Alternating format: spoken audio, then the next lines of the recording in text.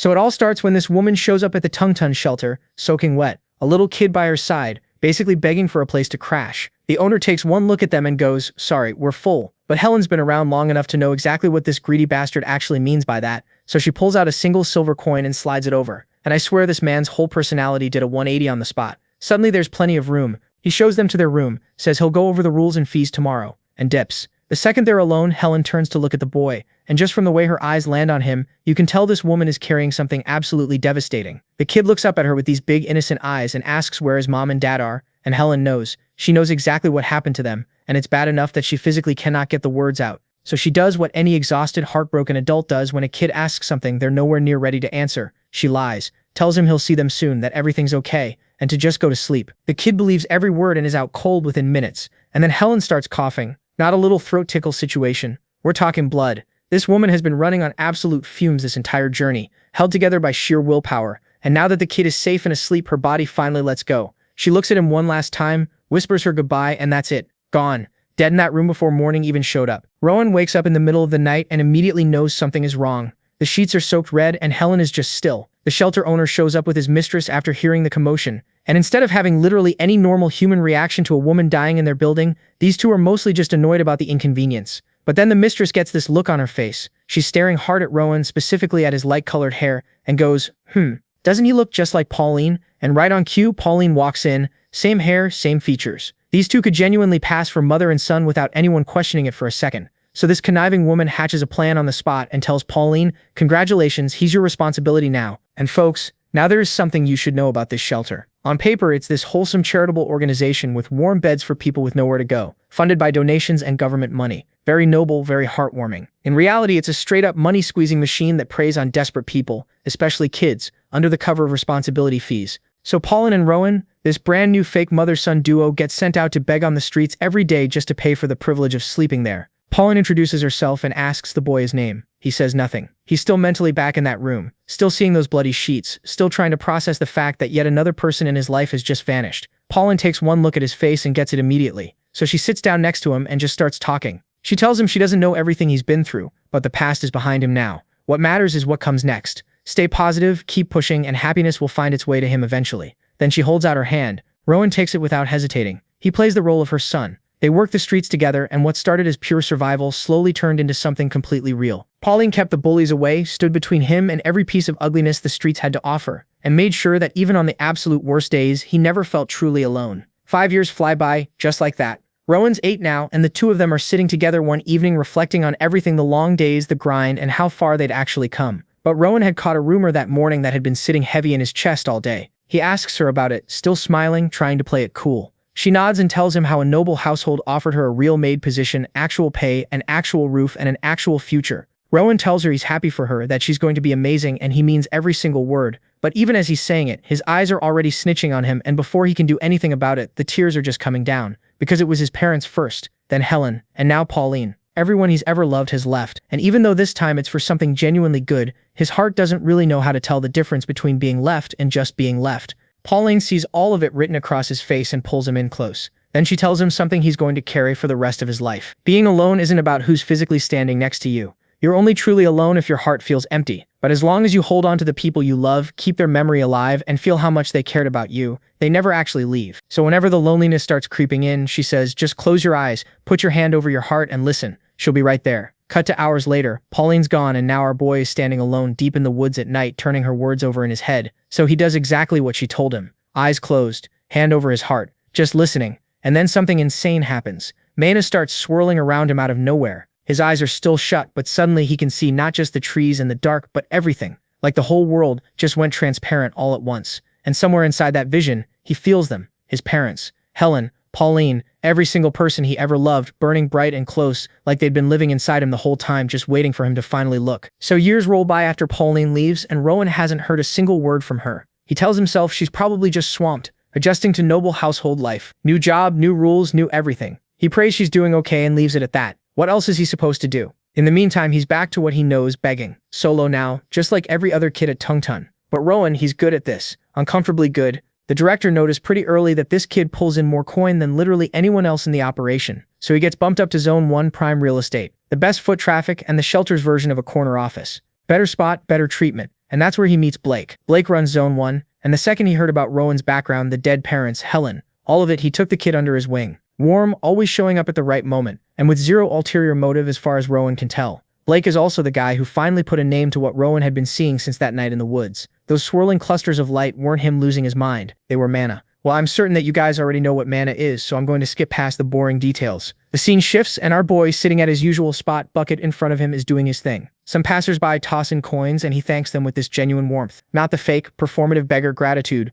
but the real kind that actually makes people feel good about themselves. A group of ladies walks past and immediately cannot handle how adorable this child is. Coins absolutely rain into that bucket, but Rowan is only half present. The other half of his brain is quietly running experiments. He's been working on something, trying to see both the physical world and the mana flowing through it at the same time, like keeping two completely different lenses focused simultaneously. The kind of thing that gives you a headache just thinking about. But today something clicks. He manages it, both layers crystal clear at once. He lets himself have exactly one small smile about it, because it genuinely was hard. The downside hits immediately. The holding both views at once leaves him dizzy and drained. Baby steps. Blake swings by, clocks the absolutely overflowing bucket, and raises an eyebrow. Rowan deflects with the humble beggar routine. It's really everyone else's generosity, not me. Blake doesn't fully buy it but appreciates the attitude. He drops a warning before leaving. Success breeds jealousy, so if anything feels off, anything at all, Rowan should come to him immediately. One last wave and he's gone. Here's the thing though, something has already felt off, and Rowan didn't say a single word about it. Yesterday he spotted two men in the crowd. Nothing remarkable about how they looked, but their mana, impossibly bright and clean, condensed to the same degree as Blake's but somehow even more so. And they were watching him and then just vanished, not by walking away but by jumping clean over buildings, gone between one blink and the next. Rowan turns this over in his head. They didn't feel exactly threatening, but they definitely weren't random. He decides to keep both the sighting and his mana vision ability to himself for now. Information is basically the only leverage a homeless 8-year-old has. He's not giving it away for free. His bucket's full, so he packs up and heads back to base camp for a replacement. Routine walk. Should be nothing. Except halfway down the street, he sees them again. Not just two this time, several of them spread out, positioned in the shadows, and this time they're not hanging back, they're moving with him, closing distance, one behind him, one flanking his side, coordinated enough to make it crystal clear. This is not a coincidence. Rowan is 8 years old, completely alone, and being tailed by multiple highly capable mana users down a city street. His pulse kicks into overdrive, thoughts start fragmenting. All he has to do is make it to base camp. Just get there. The entrance is close, he just has to. And then he hears a familiar voice. Blake comes flying in. This man is moving at speeds that have no business being legal. Covering ground like physics is more of a loose suggestion to him. He scoops Rowan up without breaking stride, launches off the ground, and suddenly they're on a rooftop. Then the next one, then the next. The men below are keeping up because of course they are. So Blake cranks it up another gear and shouts at Rowan over the wind to hold on tight and critically not drop a single coin, because they need to eat tonight. Rowan doesn't respond. Blake glances down, expecting a completely terrified kid. Instead, Rowan has this totally vacant 1,000-yard stare going. Blake figures he's gone catatonic from fear, gets them back to the shelter, sets him down and talks him through it. You're safe, it's okay, go inside. Rowan walks inside. Blake watches, mildly confused, but Rowan wasn't frozen from fear at all. His brain had just detonated. The entire chase being thrown through the air. Watching Blake move at full power had handed him something absolutely priceless. For the first time ever, he could see exactly how mana flows through a human body during movement. Not theoretically, visually. He watched it happen in real time, how condensed mana surges into the legs before a jump, how it floods the arms when strength is needed, and how many precise bursts it actually takes to clear a rooftop gap.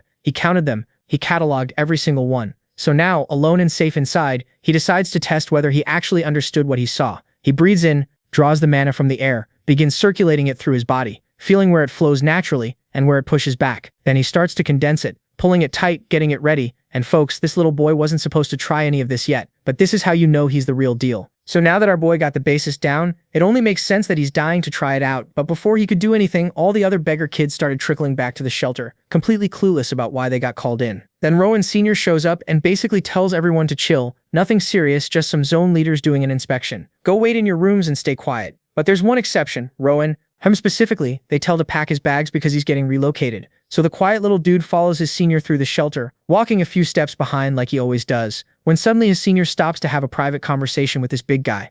Rowan's too far away to hear anything, but then he gets this idea, what if he pushed his mana into his ears? So he tries it, and boom, it actually works. Crystal clear audio from across the room, like he just put in AirPods. Turns out they're talking about him. Apparently he's getting moved out of the dorms and into the main building. Even his own senior has no idea why, but his best guess is that the director just likes the kid. And honestly, can you blame him? Dude's apparently pretty good looking for a shelter boy. Plus, after everything that went down in Zone 1, with those sketchy guys tailing him, it makes sense to keep him somewhere safer. His senior thinks those men might have been from something called the Union. We don't know what that is yet, but the way they said it, it's clearly a big deal. Robert connects the dots immediately. Those were the guys following him earlier today. Then the big guy waves Rowan over, and they head deeper into the main building until they reach this woman named Amy standing at the front counter. The big guy basically goes, "This is your person now, say hi," and then dips. Cue the awkward silence. Amy breaks it by asking how old he is. Rowan says 10. Then he also just casually drops that he can't read or write and never had the chance to learn. Amy's not even surprised, she just goes, "Yeah, figured you're from the dorms." She tells him starting tomorrow she's teaching him everything so he can call her teacher, or big sister, if they're being casual. Then she looks at him properly for the first time and goes, "Damn, you're actually really handsome for a dorm kid. Man, this is unfair. This little kid is rizzing up baddies left and right." Rowan, completely unbothered, just asks, "Why do I even need to learn to read?" Amy's a little annoyed he doesn't already know why he's there, but she explains it. Reading events are basically these fancy gatherings, sometimes hosted by authors, sometimes by nobles, where a kid reads aloud to a crowd of important people. It's a big deal in upper-class circles, and this time Rowan's going to be performing at one of the shelter's big patron events. If he does well, he might even get picked for a private reading. And private readings, that's basically the fast track to getting adopted. Sponsors pick their favorites that way, for a kid who literally cannot read at all right now though. Yeah, no pressure. After this whole info dump, Rowan just stands there and bro has no reaction. Amy genuinely doesn't know what to make of him, but she gives him a little pat on the head anyway and tells him to follow her. She shows him his new room and introduces him to the other kids, and when she leaves, Rowan starts unpacking into his very own personal closet, something he's never had in his life. Right then, one of the boys walks up looking at him like he just saw a unicorn, genuinely shocked that this dude came from the dorms, but fascinated too. He introduces himself as Theo and goes down the lineup. The blonde girl is Noah, the middle kid is Hayden, and the quiet girl off to the side is Lily. Theo gives him the welcome speech. No bullying here, no more begging on the streets. The kids in this room handle the library, organizing books, helping guests, and keeping things running. And now that Rowan's part of the crew, they're genuinely happy to have him. Later that night, Rowan's lying in bed and his brain just won't shut off. He keeps thinking about books, about how every single thing anyone could ever want to know is probably sitting somewhere in a book. He thinks about Pauline, who always said books were the best thing you could give a curious kid. Just thinking about her fills him with this quiet, deep gratitude. Cut to the library, Zone 1. Rowan's been grinding through his reading practice, and Amy tells him to bring over everything he read that day. He drops this massive stack of books on the table, and she starts writing down all the titles. Then she stops and looks up every single book on this list is a fairy tale. She tells him to move on to Zone 2, the adult section, and throws in some genuine praise for how fast he's picking this up. Rowan is hyped. Zone 2? Adult books? He's practically speed walking over there. He starts browsing the shelves, and honestly, every book looks interesting. He wants to read all of them immediately. But then one title stops him cold. The Birth of the Grafton Kingdom in the Union. The Union. He's heard that word before from adults in hushed tones. He opens it up, and the first thing he sees is a full map of the continent. Apparently a region called Grafton won some massive war a long time ago, and after that the whole world got restructured. One kingdom, 6 self-governing regions. Then to make sure no one ever went to war again, the king created this organization called the Union. Been running for over 200 years. Peacekeepers. The good guys, supposedly. So now Rowan's confused. If the Union are the good guys, why did Blake run from them like his life depended on it? His first theory, maybe the Union cracks down on begging, and Blake was scared of getting in trouble. But that doesn't track either, because Blake had a totally normal relationship with the local supervisors. That theory's dead. Then a darker thought creeps in. What if the shelter and the Union aren't on good terms? And he's also curious as to why the shelter is keeping the events of that day a secret. So a few days go by, and Rowan's actually settled into his new routine pretty smoothly. His whole routine is basically showing up to the library, doing some light cleaning, and sneakily using mana to make all the physical work a little easier on himself. Now, here's the thing. Back when he was living on the streets, using mana required him to sit completely still like he was meditating for his life. But now, dude's casually circulating mana while walking around and reading at the same time. That's a massive glow-up. The only issue is his mana keeps scattering instead of actually gathering like it's supposed to, which is annoying, but Rowan's not the type to lose sleep over it. One step at a time. Then one day all the kids get rounded up in the main hallway. The vice director and Amy are up front, and without any small talk, the vice director starts reading off names for the next reading event. Theo, Lily, and Noah are all in. Cool. But when she hits Rowan's name, she actually pauses. Because let's be real, this kid just finished the fairy tale section, so putting him in front of important guests feels like a stretch. But then she actually looked at him and thought, okay, yeah, this boy is genuinely too pretty to leave in the back. His face alone would make the event look better. So instead of having him read, she told him he'd just be observing this time. Take in the atmosphere, learn the vibe. The kids who didn't make the cut at all were side-eyeing him hard, muttering about how it was unfair that the new guy who barely finished fairy tales got a spot just because of his face. Come event day, Rowan showed up in his nice clothes, and the whole room did a double take. Theo immediately hit him with a compliment. Rowan returned the favor, and then Amy walked him to his assigned seat. Once everyone was settled, there was a knock at the door and the VIP guests started filing in. and then one of those guests stopped dead in her tracks. She recognized him. This woman had seen Rowan before, back when he was out on the streets begging in the cold. Even then, she'd been completely taken by how striking he looked for a beggar kid. Rowan recognized her too and wasted no time thanking her for the money she'd given him back then. Her name was Caroline, and she was already his #1 fan before she even walked through the door. She immediately started gushing to the vice director, going on about how she'd spotted this beautiful boy at an intersection last winter, and now here he was, somehow looking even better than before. And when the vice director casually mentioned that Rowan had also just learned to read, Caroline lost it. She demanded he read something today, right now. The vice director tried to explain that he was only there to observe. Caroline was visibly disappointed, but seeing how hyped the guests were getting, the vice director caved and told Rowan to read the last chapter. What happened next, nobody was really prepared for. The second Rowan opened his mouth, the whole room went quiet. His voice had this rhythm to it, smooth, warm, almost hypnotic. The women in the audience were done for. Eyes getting watery, lips being bitten, hearts beating a little faster than normal. By the time he finished the passage, the room basically erupted with compliments. Every sweet word you could think of, these women were throwing at him. And Rowan? He stayed humble, redirected all the credit to the vice director and said none of it would have been possible without her, which made the women love him even more. Caroline immediately said she was coming back tomorrow to hear him read again. The vice director said yes without even blinking. Later that day, Rowan's back in the library doing his thing, browsing shelves, but this time specifically hunting for books about combining mana with physical movement. He's deep in the search when Blake creeps up behind him. Blake glances at the book in Rowan's hands and raises an eyebrow because the book Rowan grabbed is about life's pleasures. Rowan spins around and puts on this whole exaggerated startled reaction like Blake scared the life out of him. He didn't though. Rowan had sensed him coming from a mile away. Blake had stopped by to give him props for the reading event. Word had gotten around fast, and Blake was genuinely bummed he missed it. Rosen told him not to sweat it. He knows Blake's out here handling actual responsibilities. Then Rosen asks if there's any update on the union situation. Blake says, yeah, those guys are causing trouble again, but he's planning to deal with them alongside the administrators. Rosen immediately tells him he's got full confidence in him. Those union guys are going to get exactly what's coming to them. And honestly, that hit different coming from Rosen. The kid just had that effect on people. Blake felt it. Blake mentions he probably won't make it to tomorrow's reading either, which is a bummer.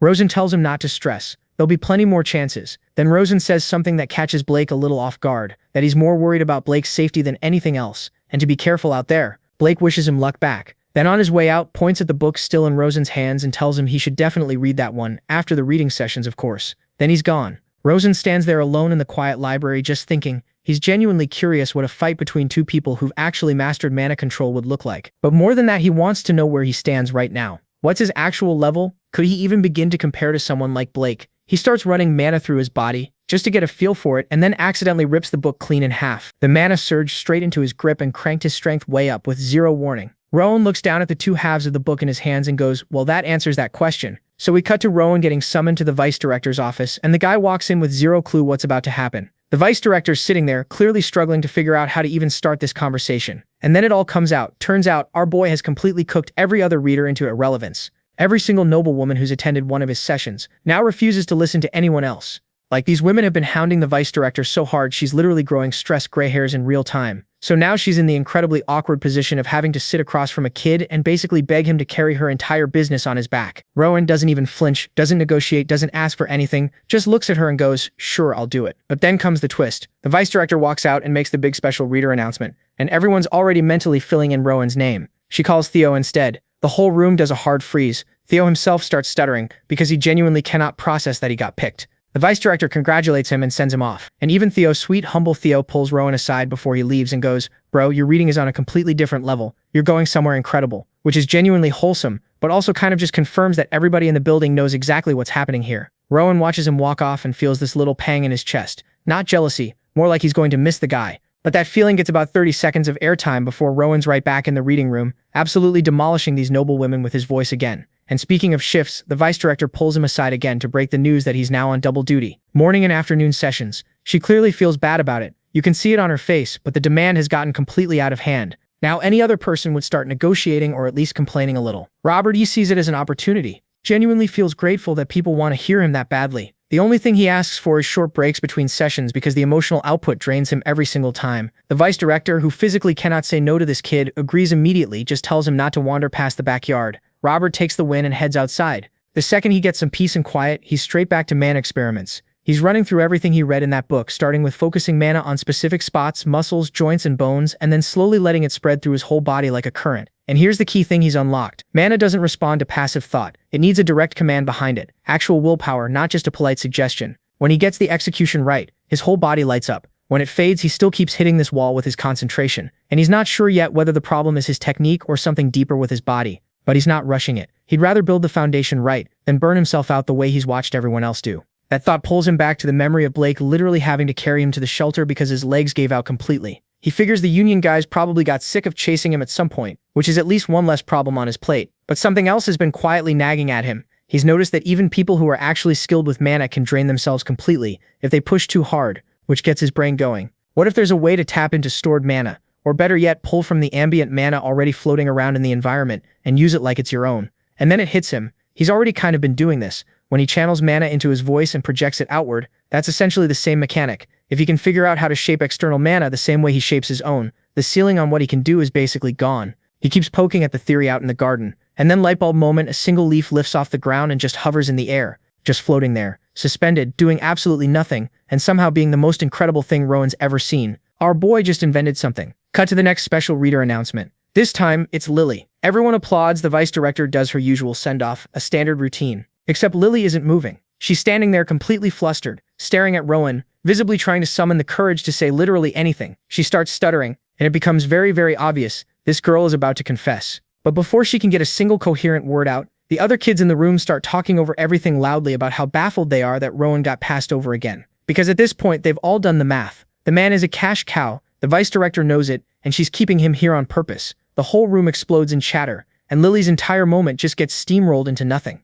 Rowan, noticing she said something, turns to her and asks her to repeat it. Lily, who has completely lost her window, just walks away crying. Meanwhile, Rowan has already mentally moved on, because his brain is doing what it always does and sprinting off somewhere else entirely. He's thinking about how every special reader ends up placed with a good family, which means leaving the shelter, new environments, new people, and new experiences. And more than anything, more exposure to the world, more chances to learn, more data on mana storage. The curiosity is genuinely eating at him now. The next day, at break time, he's back in the garden doing the leaf levitation again, and it's noticeably easier this time. Practice is working. Then completely out of nowhere, he picks up on a purple mana trail nearby and spots a man trying to slip onto the shelter grounds. Robert recognizes him. It's the big guy who first brought him to the main building way back when, and then the big guy just drops. His mana flickers out like a candle. Another man rushes over immediately, and the two of them start talking in urgent, hushed voices. Robert catches just enough to make out one word, Union. Before he can even begin to process what he just witnessed, someone quietly tells him to go back inside, act completely normal, and pretend he saw nothing.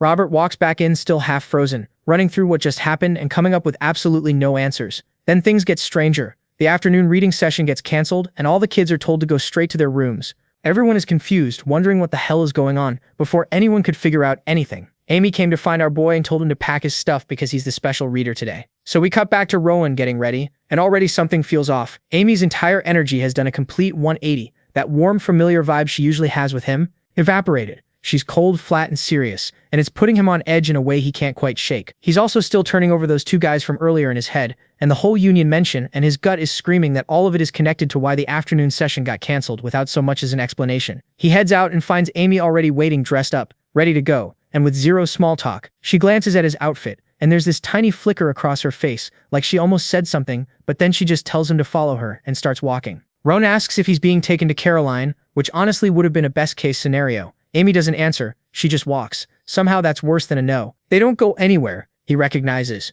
Instead, they head towards something called the Annex, a completely separate relief shelter, and the moment Rowan lays eyes on it, his whole body goes stiff. The place is dark, oppressive, and radiating pure bad vibes. And it's not just a feeling either. He can actually sense it. The mana inside that building is wrong. Everyone in there is carrying something heavy, something suspicious. The big guy escorts him in like time is a concern, and Rowan steals one last look at Amy's face before they step through the door, and he immediately senses that something is off. And yep, this place is sus as hell. Like no windows, darker than expected, and Rowan makes a quiet decision right then and there. He is not dropping his guard for a single second, and immediately uses his mana sense. Then he hears the vice director's voice somewhere deeper in the building. They walk him into this hall that looks less like a room and more like a ritual altar, and before he can even get a read on the situation, he's told to sit down and read. Rowan clocks the specific book they want him on, and then his eyes drift to the massive pit in the center of the room, this deep dark hole that descends way further down than it has any business doing. He stares at it, and then it hits him. That's not just a pit, That thing is absolutely loaded with mana, more than he's ever felt concentrated in one place. Dark mana. He starts reading anyway. Poetic, atmospheric, the kind of passage that perfectly matches the suffocating energy of the room. And as the words leave his mouth, he can feel it. The dark mana in the pit is responding, gathering, and pulling toward him. The emotion slams into him like a wave, uncontrollable, and his whole reading style shifts darker, without him even trying. But then the second thing hits him, and this one is a problem. The pit isn't feeding him. He's feeding the pit. His mana is getting drained with every single word, his body getting weaker sentence by sentence. He can't stop though, and he knows it. If he stops now, the shelter gets exposed and the Union moves in. So he endures it and immediately starts building a plan. Absorb the external mana around him and redirect the flow to protect himself. And it actually works. So now our boy's in full control. He even feels a little relief wash over him. Now he can keep reading without getting drained, and use his mana detection the second any Union members show up. So he buys time on purpose, dragging the reading out. The people who set this whole thing up are getting antsy though. The ritual should have wrapped by now. They decide someone needs to go check on what's taking so long. Rowan already knows they're coming, but then something completely unexpected happens. Instead of coming toward him, the shelter people burst into the room and go underground, straight into the pit. Rowan watches them disappear below and thinks, what the hell is actually being fed down there? The scene cuts to the housemaster getting slapped clean across the face. The vice director grabs him. The guy running the ritual is furious, convinced they tried to bail on the whole operation. Meanwhile, our boy drops down the pit, and his entire world cracks open right there. Real people were sacrificed for this ritual. He's still trying to process that horror, when he spots a familiar face among them, Pauline, and then the angry guy from before clocks Rowan standing there. At the same time, Blake comes storming in demanding answers. Why are the director and vice director dead? This bastard replies that he killed them because they tried to run. That's when they found a strange fruit on the tree. Rama was brought here to create one more fruit, but the process failed and nobody knows why. Blake looks frustrated, processing all of it, and then pulls his sword out of Pauline's body. Meanwhile, our boy was standing there completely still, like a statue, because now he remembers. He'd asked Blake once why he never carried a sword. Blake told him his weapon was being used somewhere else, and it is now that this bastard realized what went down and bro lost it like he went full-on mob psycho, 100% absolute rage. So now that our boy has lost it, he makes the first right decision so far and absolutely murders the guy standing next to him, and then he starts walking toward Blake, and this idiot finally realizes that he's miscalculated, because this 10-year-old is radiating this terrifying dark aura that makes absolutely no sense for someone his age. Blake didn't even get to finish his little villain monologue before Rowan blitzed him with a speed and force that had no business coming from a child. But then the fight just stops for a second, because Rowan's attention snaps to the tree, the dead, horrible, cursed tree, and he just starts crying like he absolutely loses it. Then he pushes his own mana into the tree and dives into the memories trapped inside it, and what he sees is brutal. Terrified children, helpless people, all of them are gone, and then buried in all that horror, he sees something unexpected, an older version of himself, like a fully grown Ronin staring back at him. Before he can process any of that, the memory sequence cuts off. Ronin's yanked back out, left with more questions than answers, but something shifted inside him. It feels like he reconnected with a woman he thought he'd lost forever. And riding along with that feeling is Pauline's voice. He remembered what she had told him about how he's only truly alone when his heart is empty. That as long as he holds on to the people he loved, they never really leave. That love isn't something you can see, it's something you feel. And even though the memories themselves might fade, the love stays. It lives in his heart permanently. And then, just like that, he's back. Blake has a sword pressed to his throat. This smug bastard tells Rowan he was kind enough to wait while the boy had his little emotional moment, and that he always knew Rowan was sharp. His subordinates messed up the original plan, sure, but now he's curious, so he gives the kid a choice. Come with him, or die quietly, right here, right now. Rohan, who's already planned in his head that this bastard is dying, asks where they'd be going. Blake explains there's another farm, another tree. Rohan would tend to it. Blake would manage him and officially welcome to the Lutel. Now, if you're wondering what the Lutel is, it's basically a cult run by some fanatic who thinks dark magic is the key to changing the world. Blake is just an errand boy for this guy, a loyal little servant. That's when Rune asks the question in the coldest possible tone, his eyes completely empty, whether Blake was the one who built the tree. Blake says no, he doesn't have that kind of power. That's high priest work, he just observes. Anyway, Blake's done talking. He wants an answer. Like, bro, did you really need to ask that? You killed the woman who was basically his mom, so obviously Rune hit him with a hard no.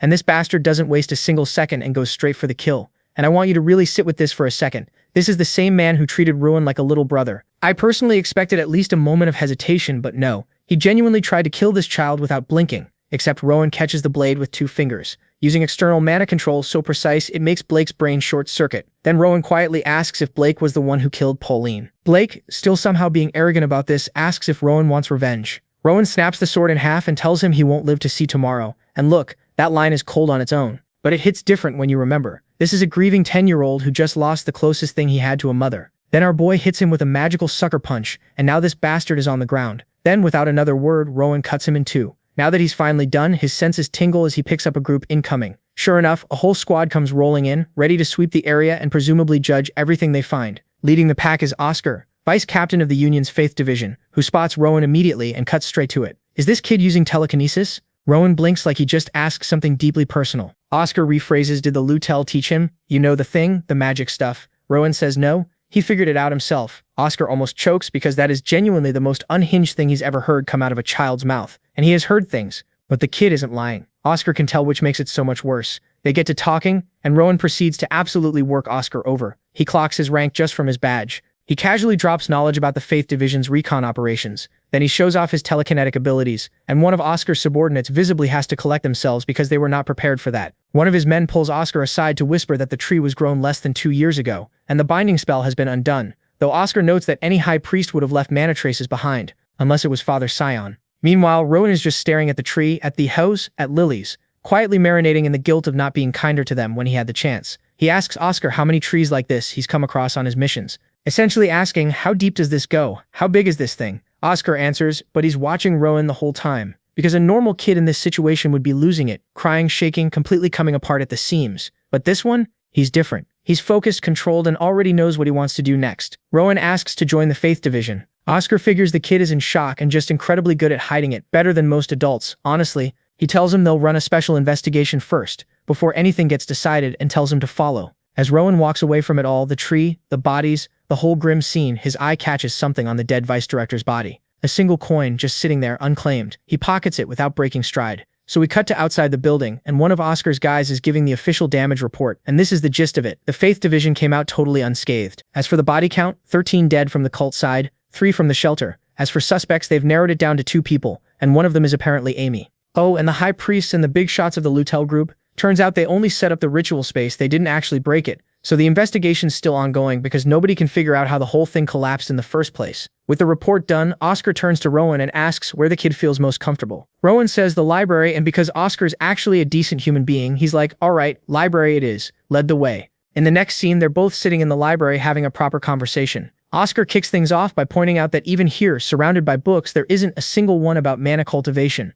So he's dying to know how exactly did this kid teach himself magic. Rowan's like, I'm smart, I just figured it out, and seeing the confidence even Oscar, a grown adult professional, had to admit, yeah, this kid's probably telling the truth, and yeah, he's probably incredibly gifted. Still, he needed to hear Rowan's full account of everything that went down. So Rowan walks him through it all, starting from the very first moment he arrived at the shelter, all the way to his conclusion that Pauline was most likely the one who passed her abilities on to him. After hearing the whole story, Oscar's still sitting there with a ton of questions because nothing about this kid adds up, like Rowan has 0 mana training, 0, and yet he managed to kill 2 members of a Lutel organization, one of whom was Blake, a skilled swordsman. Not only that, but he also somehow shattered a high priest ritual, which is not something you just stumble into doing. On top of all that, the kid's using telekinesis without saying a single magic word, which apparently isn't normal, and to top it all off, he doesn't even look tired. This boy just casually rewrote the rules of magic and didn't even break a sweat. Rowan, meanwhile, is curious about the tree and wants to know what it actually was. Oscar gives him the full breakdown in simple terms. It's a ritual device created by the Lutels specifically to harvest human life. The whole point is to produce a fruit made from condensed life energy, basically solidified mana in physical form, which makes it insanely valuable on the black market. The fruit gets consumed, and whoever eats it gets a straight-up boost to their mana capacity. As for why reading was involved in the ritual, specific conditions have to be met to stabilize the tree and improve the fruit's quality. Reading aloud apparently does exactly that. Robert immediately connects the dots. He remembers how the tree seemed engaged with his story, almost like it was listening. That's why it stabilized the reading was working. And then he takes it a step further and realizes before these things were trees, they were actual human beings. Oscar's genuinely impressed. That's exactly what he'd concluded too, and this 10-year-old just got there on his own. Then Rowan asks what telekinesis actually means, because he keeps hearing the word. Oscar explains it's a type of magic that lets you move objects using mana. Rowan demonstrates it right there, and it finally clicks for him. He's been using magic this whole time without even knowing it. Dude had no idea. Oscar notes that while it's still at a beginner level, the fact that a kid his age is pulling this off at all is remarkable. Now Oscar remembers something. Rowan mentioned wanting to join the Faith Division, and after everything the boy just went through being betrayed by the people who were supposed to protect him, Oscar genuinely wants to understand why. The Faith Division and the Union are the same organization,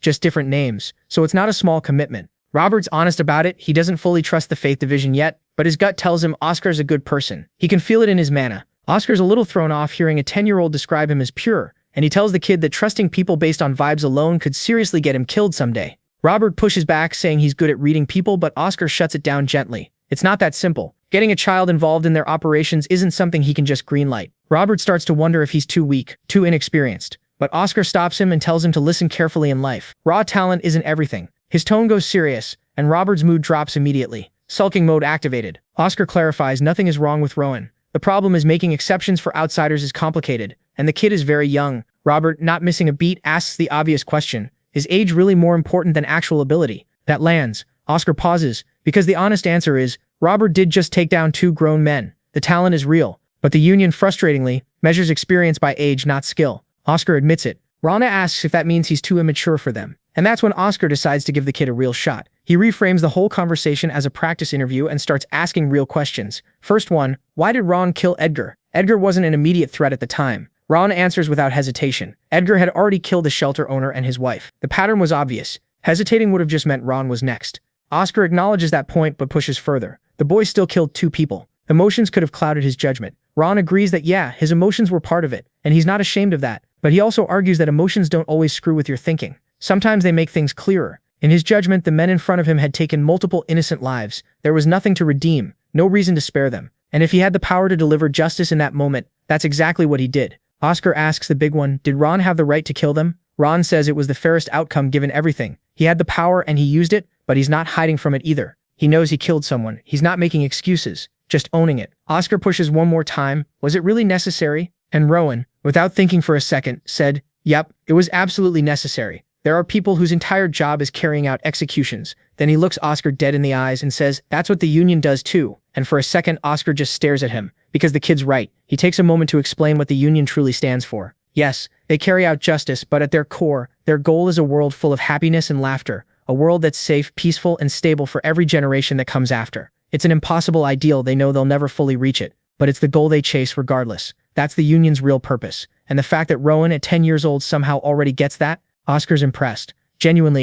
He tells Rowan about an organization called the Grave, a powerful, shadowy group threatening the entire kingdom. The cult they just dealt with is just one branch of it. The Union's first division has been working to dismantle the Grave piece by piece, and Oscar believes that with Rowan's help, they might actually be able to finish the job. Rowan's confused about where he fits in. So Oscar lays it out plainly. Rowan comes to the Union, proves himself, and earns his spot. Simple as that. Until then, Oscar just wants the kid to live up to his own potential. Meeting over and outside, Oscar addresses his team. He announces that the Tungtun Shelter's involvement in aiding the Grave has been confirmed and dealt with. The Union succeeded. The darkness in this area has been eliminated. The shelter will return to normal operations. Then he gives the signal, and the division starts to move out. Before he goes, Oscar calls over this 10-on-10 elf baddie Sienna. She walks in, and our boy is immediately surprised because she's radiating waves of blue mana like she's practically glowing. Oscar fills her in and tells her to get Rowan to the Union safely. Man, what mad luck this guy has makes grown men want to sell their soul, their grandmother, and their neighbor's cat just to swap places with a 10-year-old. Sienna introduces herself. Pillar of faith, 2-week journey, pack anything important, all business, tone sharp and practiced.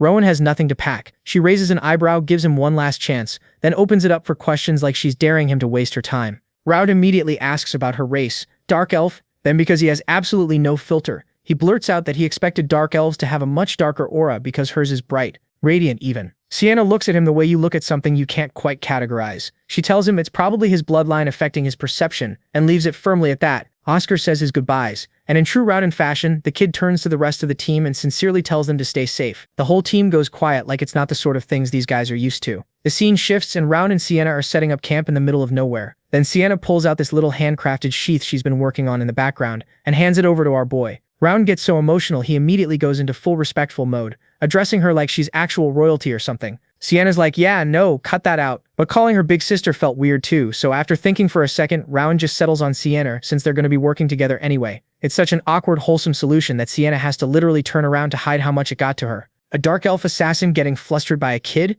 Then Rowan starts messing around with his telekinesis, making his broken blade spin in the air, and Sienna's just watching like, what the hell even is this power? Rowan mentions the vice captain called it telekinetic magic, and Sienna's like, yeah, sure, the closest thing we've got. But honestly, that word doesn't really do it justice. Rowan's confused, so she breaks it down. His magic is legitimately one of a kind. Most mages need to chant spells, draw magic circles, and do the whole song and dance just to touch mana. This kid? he just does it. No instructions, no training wheels, nothing. She tells him that kind of raw mana control is something only the ancient elves had, the OG elves from before the race split into dark elves, high elves, and all that. Then she looks him dead in the eyes and tells him just from his eye color alone she knows his parents were absolutely not normal people. That one hits different. Rowan goes quiet, thinking about them. The next day they show up to the Union, and bro, this place is not what Rowan expected. It's basically an entire city. Sienna's giving him the grand tour, explaining there's a residential district and a commercial district, but the real flex isn't the buildings, it's the people. Every single race on the continent comes here. The strongest warriors and mages in the world have literally set up shop here specifically to protect regular people from psychos like the Grave.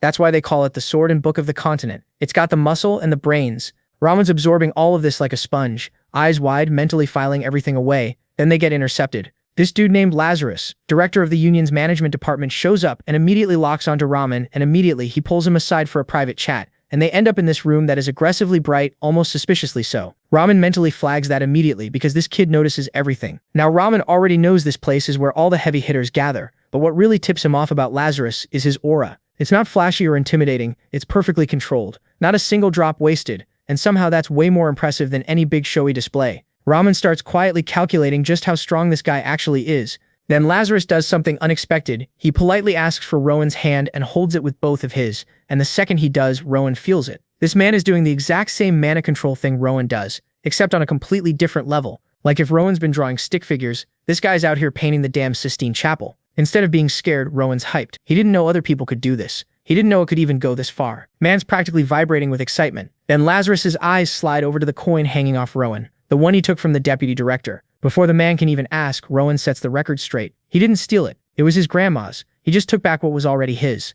Lazarus asks to see the emblem on it, and here's where shit gets interesting. He asks nicely, but Rowan's body just straight up doesn't move. He tries to pull his hand back, Catan. Tries to shift his weight. Catan. Lazarus has basically stitched their mana together, locking him in place without making a single aggressive move. It's the most polite prison cell Rowan's ever been in. So Rowan thinks it through in real time. If he can handle the gravity pressure and the mana pressure at the same time, maybe he can slip out. He tries it, and he actually pulls it off. Lazarus looks genuinely impressed, but Rowan's already annoyed with himself because all he really did was copy the director's own technique back at him. Nothing original, except Lazarus noticed that too, and he's even more impressed because of it. Lazarus examines the emblem, and for the first time, his perfect mana control flickers. Just for a split second, Rowan catches it instantly. The director thanks him genuinely, not just out of politeness for showing him something he'd been wondering about for a long time. Rowan, still curious, just straight up asks, "Are you the strongest person in the Union?" Lazarus laughs and waves it off, calling himself just an old raccoon helping the next generation. Rowan takes that completely literally and misses the joke entirely, which is very on brand for him. But Lazarus answers honestly, the 17 captains are terrifying. The commander above them is on another level entirely. And then there's the governor and top brass above even that. Compared to those people, yeah, the raccoon checks out. Ronan asks if he can come back with more questions sometime. Lazarus tells him, sure, just book an appointment. As they wrap up, Ronan mentally files Lazarus under two categories, good and strong. High praise coming from this kid. He walks out feeling solid, like coming to the Union was the right move, and then he sees his new home, the Union Academy. Sienna explains it's where Union members send their kids when they're away on long missions, which basically makes it a school full of kids who grew up in this life. It's not specialized. It covers swordsmanship, magic, martial arts, all of it, building students up from the ground up. The idea is 5 years here could turn Ronan into something genuinely terrifying. The second she mentions school, something in Ronan just lights up. Cut to the next day, and our boy's looking fresh in his new uniform, dripped out and ready to learn. He asks the woman if she's a teacher, and she's like, oh shit, I forgot to introduce myself properly. It turns out she's Daphne, the head of academic affairs and a language teacher. Basically, she's kind of a big deal. She hands him the first-year class schedule with a list of elective subjects he can pick from. And bro, the options are stacked: mana manipulation, swordsmanship, astronomy, all kinds of cool shit. Our boy looks at this menu of knowledge, and his eyes light up, so what does he do? He checks every single box. When Daphne gets the paper back, her jaw hits the floor. She's like, kid, are you insane? This workload would break most students. If you fail even one of these classes, you're cooked. But our boy's sitting there like, what's the problem? Because he genuinely doesn't understand why anyone would find studying difficult. Daphne's looking at him like he's an alien, because what kind of child wants to study everything? Most kids would rather eat dirt than do homework, but this little psychopath is built different. She's trying to warn him about the insane amount of homework he'll have, but he's not budging. Finally, she just gives up and accepts his list, probably thinking, you know what? Let him learn the hard way. She tells him to follow her to his first class. In the next scene, our boy walks into the classroom behind Daphne, and his eyes are darting everywhere, taking it all in. He immediately notices something important. Every kid in this room has way denser mana than he does. This confirms what he already suspected. His body is the problem, not his ability. Anyway, Daphne introduces him as the late transfer student and gives him the floor. Rowan steps up to introduce himself, and he's getting flashbacks to those reading sessions at the shelter, so this feels familiar. He gives this polite, wholesome introduction about hoping to get along with everyone. And bro, this kid's voice is so smooth and sincere that it literally touches the teacher's heart. Look at this little bastard already rizzing up the teacher. Once our boy takes his seat, the class begins. Daphne tells everyone to turn to page 24 and asks Rowan to read, since she knows he learned how back at the shelter. He opens the book and immediately recognizes it. It's the same damn book Amy used to test him with. His mind flashes back to the shelter where he was reading beautifully with this elegant-ass tone that had everyone mesmerized, but now he's feeling some type of way because Amy, the girl who taught him, turned out to be part of the Lutul group that betrayed him. Still, our boy's mature for his age. He's thinking maybe he should give her a chance to explain herself because he doesn't actually know her side of the story yet. In his head, he's like, people are way more complicated than textbooks, which is some deep shit for a kid to be thinking. By the time he finishes reading the passage, the entire class erupts in applause. Even the teacher is gushing about how talented he is, praising the school for snagging such a gifted student. After class, some kids come up to him like, yo, you're insane. Daphne never gets impressed by students, but you had her shook. Our boy's collecting fans left and right, but then this short-haired girl with green eyes approaches him. The moment he sees her, something clicks. He recognizes her from that vision he had earlier. She introduces herself as Sophie Paulbel, the class president and student representative. They shake hands and she asks what elective he picked. He mentions swordsmanship, and she notices he only has a tiny dagger on him. So she's like, oh, are you trying to join the union? Rowan's confused because he literally just wanted to study everything. He wasn't thinking about the union at all. But now he's curious, so he asks if you need swordsmanship to join. Sophie gives him this weird look like, bro, are you serious right now? Which makes him wonder if he just said something dumb. In the next scene, all the students show up at the training grounds where the instructor is waiting. Suddenly, everyone just bolts toward the instructor, and our boy's standing there like, what the hell? They yell back at him. We're going ahead. But that's not even the wild part. The wild part is that they're all using mana to boost their speed. Rowan's eyes light up because now he gets it. Oh, we're doing this? But he activates his own mana and zooms past every single student despite starting way behind them. Even Sophie is watching this shit unfold like this kid is not normal. She can tell his speed is unnatural because he's making it look too easy. Meanwhile, our boy doesn't care about the race or winning it. He's having the time of his life, laughing and challenging everyone to catch him. All this commotion caught the instructor's eyes. He turns around and sees this tiny kid is flying across the training ground, and he's thinking, I need to keep an eye on this one. A few moments later, the race ends. Everyone's gasping for air, cursing whoever thought this was a good idea. Meanwhile, our boy's chilling. They all gather for assembly, and Rowan's just happy he found people who can use mana like him. Meanwhile, Sophie's having an existential crisis, thinking, is this kid even human? The way he accelerated, the way he lapped everyone, and the fact that he's not even tired? She's convinced he might be a demon. Rowan notices her staring and cheerfully asks, did you enjoy the race? Sophie's internally screaming, like, this little demon just dunked on all of us and has the audacity to ask if we had fun. After everyone catches their breath, the instructor finally introduces himself as Diego Sanchez, a swordsmanship master and their teacher for this class. Our boy's hyped as hell to learn from this guy. Diego tells everyone to grab a wooden sword, and you can see the pain on these kids' faces because they're still exhausted from that death race earlier. But here's the thing, Rowan's just standing there frozen. Diego's like, kid, move your ass. But our boy's hesitating, looking at that wooden sword like it's about to bite him. He's having PTSD flashbacks of Blake, and Diego immediately picks up on it. The instructor can see the fear in his eyes, so he drops some wisdom on him. Look, a sword can be dangerous, sure, but at the end of the day, it's just a tool. The sword doesn't have intentions. It reveals the character of the person holding it. That's why you need to face this fear, and damn, that actually hit different for our boy. He has this realization moment, like, wait, if Blake had beaten my ass with a staff instead, would I be scared of staffs right now? He figures out that swords aren't the problem, the person wielding them is, so he walks up and grabs the blade, thinking to himself that he doesn't need to become some legendary swordmaster, but he also shouldn't be running away from this shit. Diego watches him pick up the sword and immediately notices two things. The kid has natural talent in how he holds it, but he's lacking in willpower. The instructor announces they're doing sparring matches in pairs, and any fighting method is cool as long as you beat your opponent. Then Diego drops the bomb. Rowan's paired up with Sophie. Both of them are like, wait, what? And the other kids are already placing bets, saying Sophie's going to destroy him because she comes from a prestigious sword family and has actual training. The teacher gives them the signal to get ready, and the match begins. Sophie takes this wide stance with her sword, looking all professional and shit, eyeing our boy down like a hawk. Rowan's standing there thinking, huh, so this is what real swordsmanship looks like. He's actually impressed by how she controls her weapon. It feels completely different from the terrifying experience he had with Blake. He's adjusting his own blade, wondering what good swordsmanship even means, when he naturally falls into his own stance. The second he does this, both Diego's and Sophie's eyes go wide. This kid just pulled off a perfect neutral stance on his first try. Like it's nothing. It's the kind of thing that should be impossible for a beginner. But here we are. Sophie's shook, but she's not about to lose because her family's pride is on the line. She charges in with her first attack, fully committed. Rowan dodges, Sophie swings again. He dodges, she aims for his chest. He's already moving out of the way. She tries a different angle. Nope. He saw that coming too. She's getting increasingly frustrated because this boy is reading her like an open book, dodging and blocking every single move she makes. It's like he can see the future or some shit. Eventually, Sophie's being pushed backward, completely on the defensive, and she's mentally breaking down because her cautious opponent has predicted her every move. Finally, she admits defeat and asks for a rematch. Our boy smiles and agrees. After everything's done, they end up talking for a while, and Sophie's genuinely impressed by his natural talent. Turns out they fought 4 times total, and they split it 2-2. Sophie's actually excited now, thinking she finally found someone worth sparring with regularly. The other students are hyped because the next class is magic, which means they can finally sit down and rest. But Rowan's confused, asking, "Isn't this supposed to be one of the most important classes for joining the union?" Everyone just stares at him like he grew a second head. One kid's like, "Bro, our teacher is so far above our level that it's basically impossible to learn anything from him." Rowan's like, "I mean, learning magic is hard, but how bad can the teacher be?" At this point, the other students are realizing this kid knows nothing about common knowledge. They explain that the guy teaching them basic magic is a former commander and the magic dean of the academy, the legendary Professor Arthur himself. Cut to a few moments later, and magic class is now in session. Professor Arthur walks in, and Sophie starts whispering to Rowan about how this guy used to be a legendary commander back in the day. Basically the Chuck Norris of magic. Our boy's analyzing the professor's mana and realizes it's even denser than the director's. At this point, Rowan's wondering, who the hell is the strongest person in the union? And more importantly, can I challenge them to an arm wrestling match? Arthur notices the new kid and introduces himself as the basic magic teacher, but he's also quick to add that most students find his class annoying as hell. But Rowan's sitting there with stars in his eyes because he genuinely wants to become a mage and join the union. This makes the old professor's day. He's praising our boy's spirit, but also told him, you know, pursuing magic means you're basically abandoning the path of swordsmanship, right?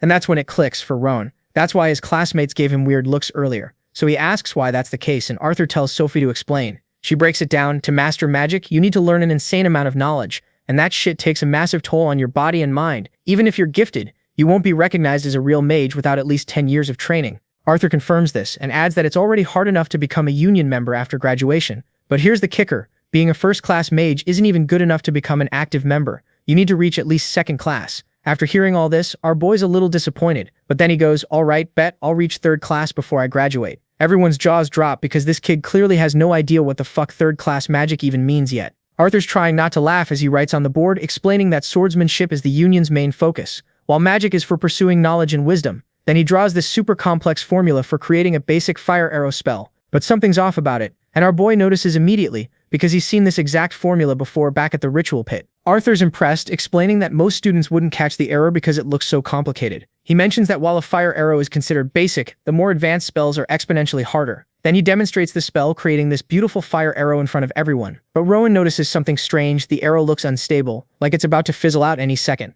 Kind of like my motivation on a Sunday evening. Arthur explains that magic formulas need to be perfect. Even one tiny mistake after using all that mana can destroy the entire spell. Then he carefully adds one final component to the formula, and boom, the arrow suddenly becomes way larger and more powerful. Everyone's mesmerized by the display, probably thinking, damn, that's hot, because it literally is, it's fire. Arthur drops more knowledge. Mages have to memorize these formulas and make sure they're flawless every time. Adjusting a spell requires insane patience and skill, like turning a fire arrow into a fireball uses more mana and puts extra strain on your mind and body. On top of that, magic has way more limitations compared to swordsmanship. Sophie chimes in, explaining that channeling mana directly into a weapon is usually easier and more efficient than casting complex spells. The instructor adds that using mana is extremely draining, so a mage's power depends entirely on their personal mana reserves. Rowan's connecting the dots now. He understands that a mage's abilities are limited by the size of their mana pool, and if that's true, then his naturally low mana is going to be a massive problem. Still, he's thinking maybe if he studies the principles hard enough, he can find some kind of workaround, even though it seems like a long shot. Professor Arthur tests him with a question, asking what's needed to cast a spell. Rowan correctly answers that you need a formula, but then he adds that these formulas would be impossible for mages to remember mid-battle. That's why they developed magic circles, which represent the formula's principles. Suddenly, Rowan has another epiphany. Those tattoos he saw on the shelter director's arm were actually a magic circle, and not a midlife crisis with some questionable ink choices. Arthur confirms that some mages engrave these circles on their bodies to cast spells faster. The magic circle is basically a symbol if the formula is the equation. The magic circle is its symbolic representation. Then Rowan hits them with another question. Is chanting just the verbal conversion of the formula? Arthur's startled because holy shit, this kid just figured that out on his first day. Meanwhile, some students have been here for 3 years and still can't figure out which end of the wand to point at things. Ron explains his reasoning. The formula on the board is like a blueprint for creating a fireball. If the magic circle is a symbol, then chanting must be the linguistic conversion of the same spell. The professor's smiling with pride now. because this is a concept that many mages spend years studying. Arthur confirms that chanting is about saying the right words and infusing mana into each one to create an incantation. To demonstrate, he casts a powerful fireball using only his voice. He also mentions that speed, tone, and emotional state all affect the spell, making it similar to recitation. And our boy's absolutely fascinated. No recitation in his entire life has ever captivated him like this one. The professor's worried he might have scared Rowan off with all this complexity, so he asks if he still wants to pursue his ambitious goal. Our boy's response? Hell yeah, I'm even more interested now. Arthur's pleased and decides to start the class by teaching ancient languages. He hands out books for everyone to decode, and you can see the despair on these kids' faces. By the end of class, Sophie's completely drained from all the homework. She's regretting enrolling in so many classes this semester. Meanwhile, Rowan's sitting there completely fine, unfazed because this absolute madman filled his entire schedule with classes. No breaks, nothing. His curiosity is so intense it's actually annoying. Sophie at this point. She mentions that his roommate is someone named Lucas, which doesn't ring any bells for Rowan. She says goodbye and heads out. Back in his dorm room, our boy's already grinding. He's trying to understand the spell based on the formula, thinking that since he doesn't have the mana reserves to use powerful magic the normal way, maybe he can create a new kind of magic better suited to his abilities.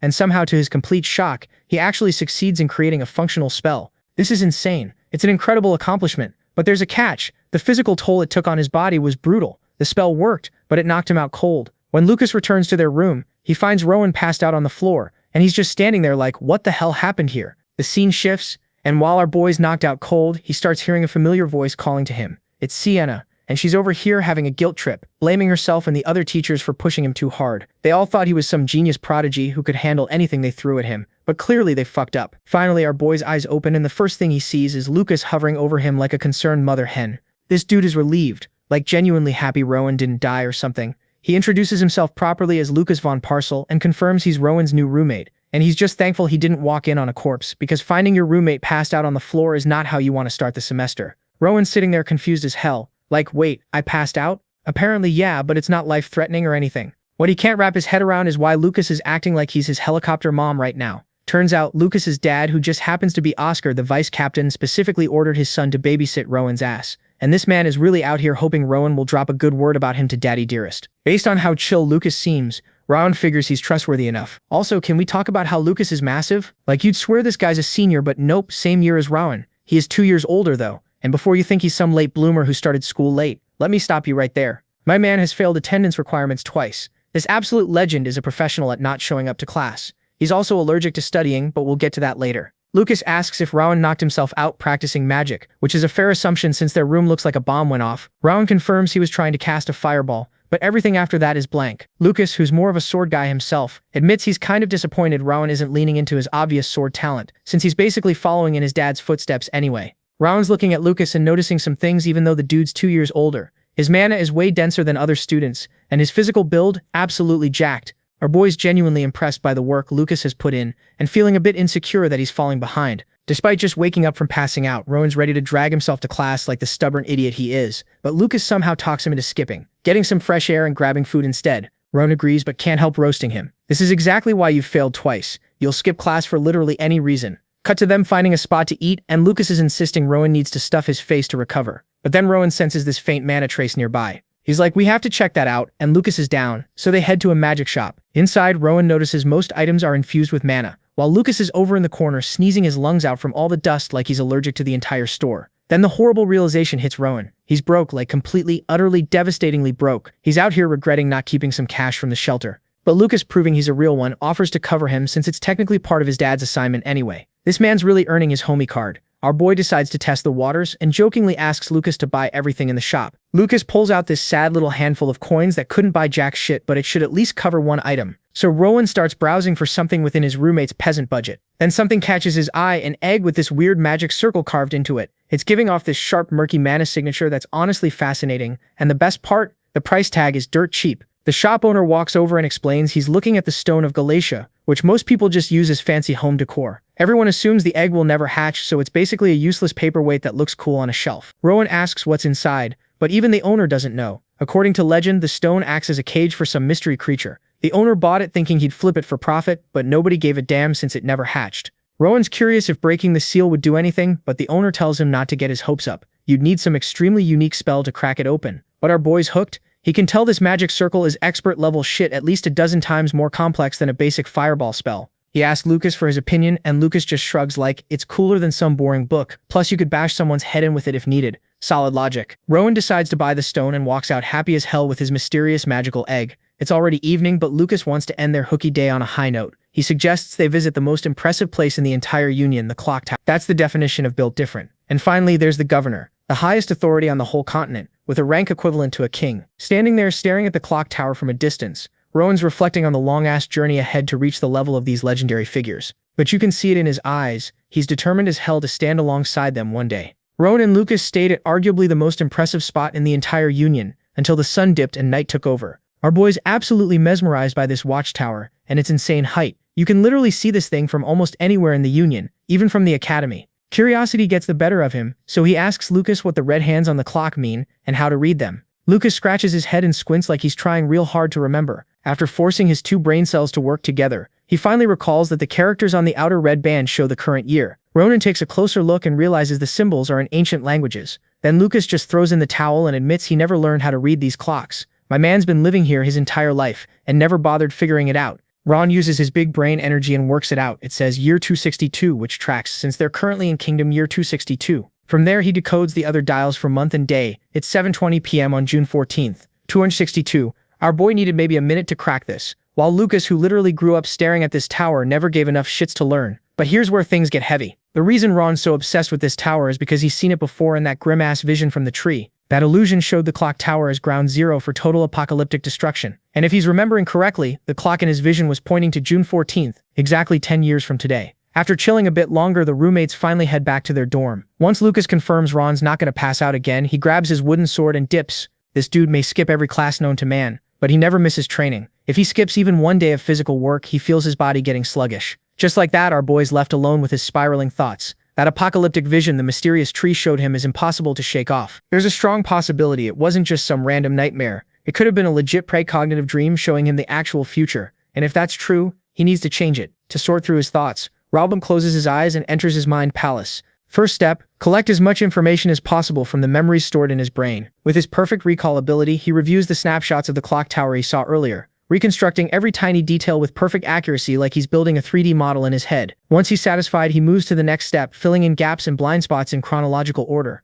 Robin identifies specific things that appeared in the past that would later cause deaths in the possible future he witnessed. Buildings, roofs, structures, everything's accounted for. He recalls seeing a corpse of someone who died from a collapsed roof. Our boy's meticulously overlapping what he knows of reality with his dark vision, carefully stitching together what happens in each scene like some detective from hell. After filtering everything down to the most critical details, he pulls up the memory of that truly dreadful illusion. He recreates the scene the tree shared with him and enhances areas where he can add more detail. For a moment, he hesitates. He doesn't want to replay that sorrowful nightmare again, but then he remembers more. The bodies on the ground, they looked like his friends. Sophie, Lucas, and Sienna were all there, lifeless and slightly older. That's the kind of future he absolutely refuses to accept. It puts into perspective just how weak and pathetic he is now, and what a complete failure he'll become if he doesn't change shit. He wants to know what rank he managed to reach in that vision, so he searches through the mountains of data in his mind. After digging through everything, he finds that single lingering scene showing his future self. From the vision's default angle, his rank badge isn't visible. But Rowan's not giving up that easily. His analytical mind develops a method to actually change the viewing angle of the memory, which requires him to dive much deeper into the shared vision of the burning Union. After confirming all the details are locked in, he proceeds, turning his full attention to the image of his supposed future self. He focuses on future him's chest to see the rank badge clearly, and then he sees something absolutely horrifying. Young Rowan feels his blood run ice cold. It's difficult to make out at first, but his future self looks bloodied and beaten where his rank badge should be. His chest is a massive gaping wound, exposing his insides like some gore scene. Turns out his friends aren't the only ones destined for a terrible fate. Rowan himself is going to die a gruesome-ass death. After forcing himself through that traumatic mindfuck, he withdraws. He pulls his consciousness back out of the nightmarish vision and slowly opens his eyes, sitting there alone with his soul crushed and thoughts racing. He wonders if the vision was meant to be some kind of warning from the tree. The fall of the Union means the death of the kingdom and the continent. It would be the literal end of the world and complete extinction of humanity. As far as he understands, the tree is a creation of black magic made from human mana, molded by sacrificial victims caught between life and death. Besides all the horrible scenes, there was also this mysterious hooded figure present in the vision. Maybe that person holds the key to understanding everything. Round maintains a healthy dose of skepticism about whether what he witnessed is legit, but to make sure that nightmare scene doesn't happen, he needs to create a different future using the scraps of information he has. The most effective method? Start by changing himself. Since his future looked absolutely bleak, his rank was a lost cause, and he was wearing the union's black suit. So maybe not becoming a union member could butterfly affect the timeline enough. Perhaps he could take an official role in the management bureau instead, since they wear red suits. Or, and here's the crazy option, he could do the unprecedented and aim for the white suit that only the commander wears, achieving it before the vision comes true in 10 years. The next day, the roommates get ready for class after their little hooky adventure. Lucas reminds Ron that Professor Daphne asked him to swing by the faculty office before class.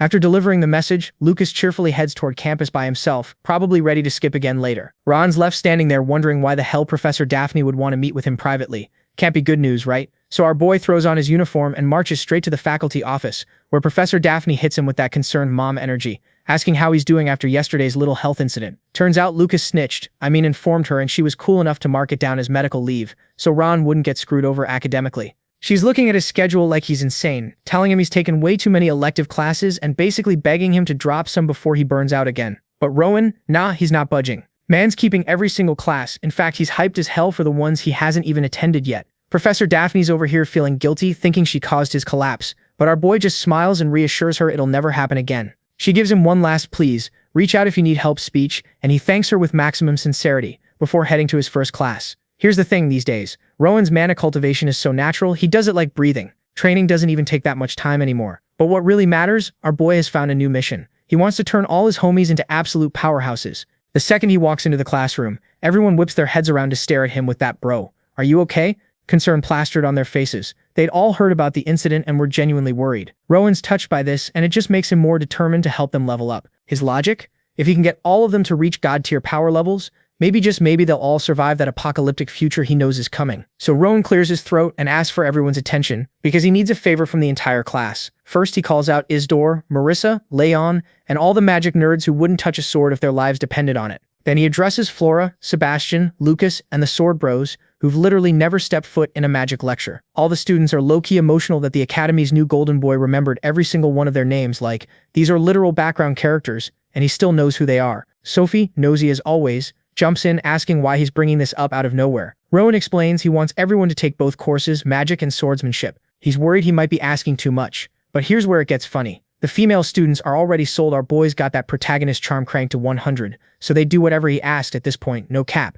The male students, though, they're side-eyeing this proposal hard. Like, bro, we already picked our courses for a reason. Why would we add more work? Ron gets it, but instead of arguing, he decides actions speak louder than words. He turns to his roommate Lucas, literally the last person you'd ever expect in a magic class, and asks him to just try basic magic studies for one day. And somehow, with his pure sincerity and protagonist energy, Ron actually pulls it off. Nobody can say no to this man's face. Professor Arthur, the Dean of Magic Studies, walks into the lecture hall and damn near does a double take because there are no empty seats. He'd heard the rumors about Ron convincing everyone to show up, and honestly, man's feeling pumped, seeing a completely packed lecture hall for once, all thanks to our boy. Ron just wants to prove to everyone that magic isn't some mysterious, impossible thing. Hearing him talk about magic with such genuine hype, Professor Arthur gets curious and asks what Ron plans to demonstrate. Our boy asks permission to use the teaching platform real quick. The professor laughs and warmly invites him to the front, because why not? Lucas is sitting in the audience next to Sophie, not knowing if he should be embarrassed or proud that his roommate has absolutely zero fear. Meanwhile, while Rowan's getting ready to do his thing, there's a whole different scene unfolding outside the lecture hall.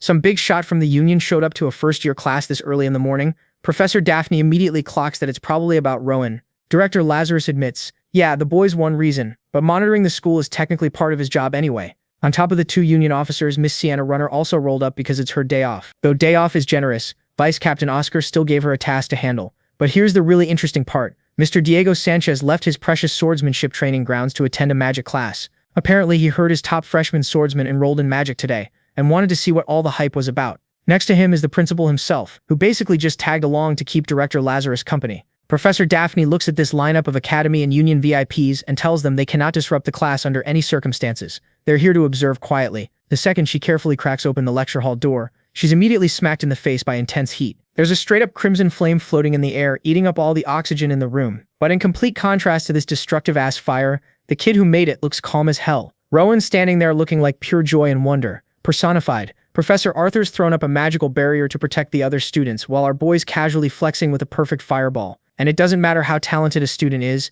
the fireball spell isn't something someone Rowan's age should even be attempting. This spell is straight up outside the first-year curriculum. Hell, even the fire arrow, which is a whole tier below the fireball, isn't mastered by students until their 5th year, and even then only by the naturally gifted ones. So how the hell did this small boy crack the code on a spell he shouldn't be touching for another 5 years? All the students are so mesmerized by the flames that literally none of them notice the group of important-ass people who just walked in. The principal's staring at the fireball, thinking he's never seen a spell radiate such pure, refined energy. It's almost like watching holy magic. Diego is a sword master, but even he can tell this spell's density and stability are abnormal as hell. Director Lazarus is thinking this defies all common sense. Sure, technically a first year shouldn't be doing this, but the fireball is categorized as a simple spell overall in the grand scheme of things. That said, watching Rowan hold this fireball in midair is still insane. The weird part, the fire's maintaining a consistent size and temperature without even flickering. By all logic, this isn't a normal fireball. It's something completely different. Sienna had already witnessed Rowan's crazy natural mana sense before, but she's still wondering, how the hell could a boy who grew up in a corrupt-ass shelter be capable of such beautiful, advanced magic? She's completely entranced by the dancing flames in the middle of this packed lecture hall. Then she snaps out of it and reminds everyone about Rowan's collapse yesterday. She's worried he might not be fully recovered yet, so maybe he shouldn't be pushing himself with such a difficult demonstration.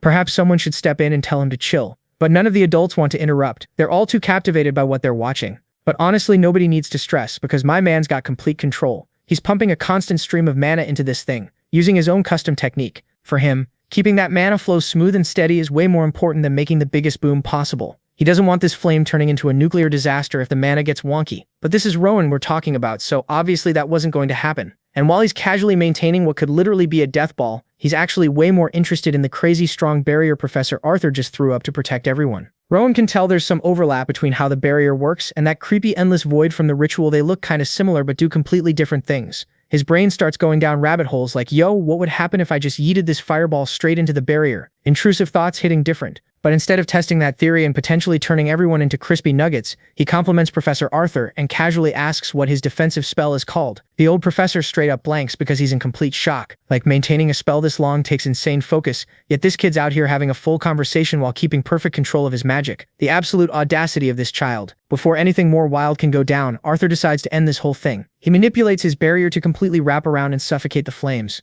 Instead of being bummed, his fun's over. Rowan's just in pure awe at how clean that was. With the dean's final move, the fireball completely vanishes, and everyone in the room gasps after holding their breath through that entire roller coaster. Looking at this young menace, Professor Arthur genuinely can't decide if he should yell at this kid or give him an award for breaking every magic safety rule ever written. Right then, Director Lazarus confidently walks onto the stage while clapping for our boy. He answers Rowan's earlier question, explaining that the barrier was Arthur's signature move, the Azure Flame Barrier. Hearing this, Rowan turns to his professor and tells him that's a badass name. Arthur's like, I didn't name it, which means someone else blessed his spell with such a fire title. Since they're talking about names anyway, the dean asks if Rowan's fiery display has a name too. Confused, Rowan's like, nah bro, I just showed you guys a basic fireball. Nothing crazy. But anyone with half a brain and decent magic knowledge would know that spell was not just a basic fireball. And Rowan, more than anyone, should know that. He looks away and admits he was playing dumb. He hasn't actually named his technique yet. Director Lazarus cuts in, saying as head of the bureau, he can't just ignore what happened here. He asks why Rowan did something so ridiculously dangerous.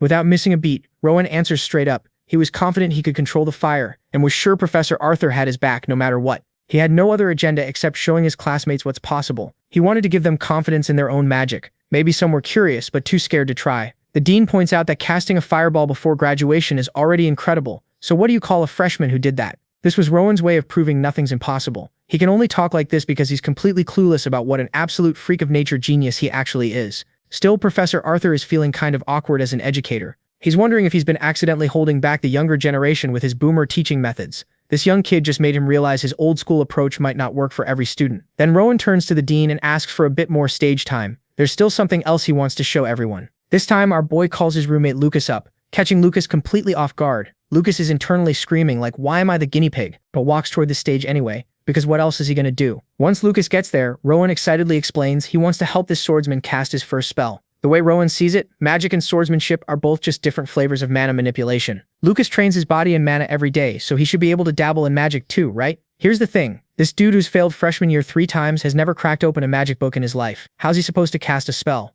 Rowan suggests starting with an incantation. Since Lucas has zero magic training, an incantation should be easier than trying to draw a magic circle or figure out formulas. So Rowan slowly starts reciting this fiery incantation in the ancient language. Lucas tries copying him, but can't get his tongue around these weird-ass words. Rowan's doing his best to stay patient and teach Lucas with maximum hype, but they can't even get through one sentence. Our boy genuinely thought someone who failed first year 3 times would at least know some ancient language by now. But nope, still he's not giving up. Robert translates the incantation to explain what they're trying to make, starting to recite this poem-like thing with a funky rhythm. Lucas cringes hard at the thought of having to recite magic like some Renaissance fair reject. Robert keeps going with the translated version while watching his classmates. The longer he talks, the more confused and lost everyone looks. Suddenly, our boy gets hit with this wave of helplessness. He thought he could just hop on stage and share his knowledge, but nobody gets what he's trying to do. If they're stuck at square one, what about that horrible fate waiting in 10 years? If they don't get stronger, Robert doesn't know what to do. He started with what he thought was the easiest incantation possible, something even Lucas should be able to grasp. But not only are the other students lost, even Sophie, of all people, looks totally confused, like Robert speaking Klingon. Our prodigy just freezes up. Before things spiral into a full anxiety attack, Arthur swoops in for damage control, praising Robert for a solid first try at teaching. That said, he asks if Robert could teach him the spell formula for this modified incantation. The request snaps Rowan out of his panic spiral. He uses telekinesis to grab a piece of chalk and starts writing out the full formula on the board. Everyone's equally amazed and entertained by how smooth that was. Like bro didn't even need his hands. It doesn't take long for him to write down the complete blueprint. Arthur summons his barrier again, but this time it's protecting the people on stage instead of the audience. Director Lazarus and the dean study the writing on the board with laser focus. When asked where he learned this formula, Rowan casually says he never copied it. He saw what Professor Arthur wrote and just tweaked it. Anyone with a trained eye can immediately tell this is not a simple tweak. The boy adjusted a few things to create a spell that worked better for him personally. He doesn't realize how crazy his claim actually is, but he's basically saying he invented a completely new spell formula from scratch. The director and dean exchange a look. They need to have a serious talk about what to do next, and will call a meeting elsewhere. Before leaving, Director Lazarus thanks our boy for showing off such an innovative formula. Meanwhile, the dean turns to the dark elf and asks her name. She introduces herself as Sienna from the Pillar of Faith, saluting all formally. Then the dean unexpectedly dumps the rest of today's lecture onto her. She can teach them anything, tell them to study, practice swordsmanship, or whatever. Anything's cool as long as nobody dies. Professor Diego also has the audacity to dump his next class onto poor Sienna, who was literally just vibing in the wrong place at the wrong time. Before he dips, there's one last thing. Professor Arthur drops the magical barrier that was separating them from the students. The adults make their exit to discuss some serious business, leaving Sienna alone with a classroom full of chaotic first years, the lecture halls buzzing with whispers about what just happened. Sienna shuts all of them up by slamming her hand down on the table. That one move scares most students into dead silence. Sienna, runner of the Pillar of Faith, announces she's been temporarily assigned to cover the remaining classes. She's going to treat this like a real class, and they better do the same. Everyone must participate like she's an actual professor. Sienna might sound all professional and confident, but internally she's freaking out. She's completely out of her depth here.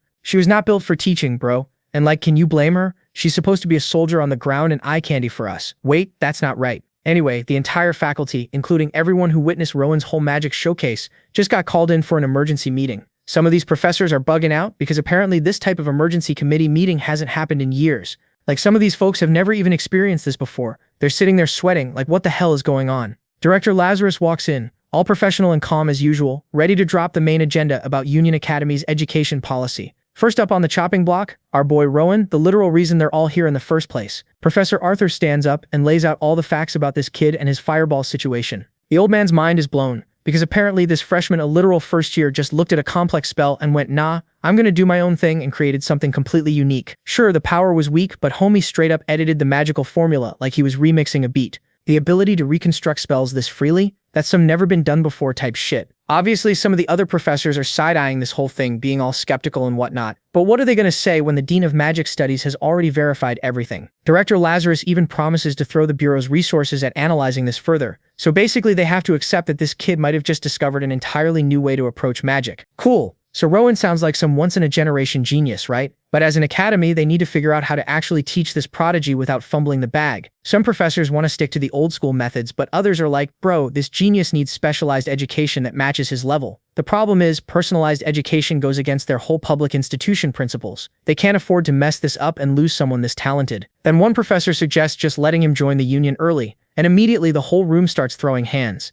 Everyone's yelling over each other about that idea. Still, they agree field education seems like the move, but they have to be careful about it. So they ask if there are any other concerns about the boy. Arthur goes quiet for a second, and you can tell he's thinking hard. Finally, he drops the bomb. Rowan might have some personality issues. The other professors are confused as hell because from what they've heard, the kid's kind and polite. Arthur's not denying that, but he's worried Rowan doesn't really consider other people's feelings. See, the union values ability and performance above everything else. With Rowan's insane talent, he's going to stand out immediately. But the way he is right now, the boy might struggle getting accepted. He could fail the final stage of the admission exam, which is just a simple interview with someone who actually cares about character. Some professors immediately jump to Rowan's defense, saying his actions came from good intentions. He's just clueless, and accidentally makes people uncomfortable. For students to grow together, the skill level needs to be somewhat balanced, but the gap between this prodigy and the other freshmen is too damn big. We're talking about a child who can invent new magic on the fly. Since the council's just going in circles, Director Lazarus suggests they bring the boy in for an interview. Everyone agrees it's a good idea, so nobody objects. A few moments later, Rowan gets escorted into the faculty room and sits down at this massive meeting table looking nervous as hell. Professor Daphne tries to make him comfortable and asks what he's feeling. She guesses he feels bad about what happened with Lucas earlier, and she hits the nail on the head. Rowan admits he's frustrated for not understanding his friend's capabilities properly. Arthur jumps in, trying to comfort him about how difficult teaching magic is today, showed him that reality firsthand. So Rowan's been sitting there overthinking and has formed some theories about his classmates.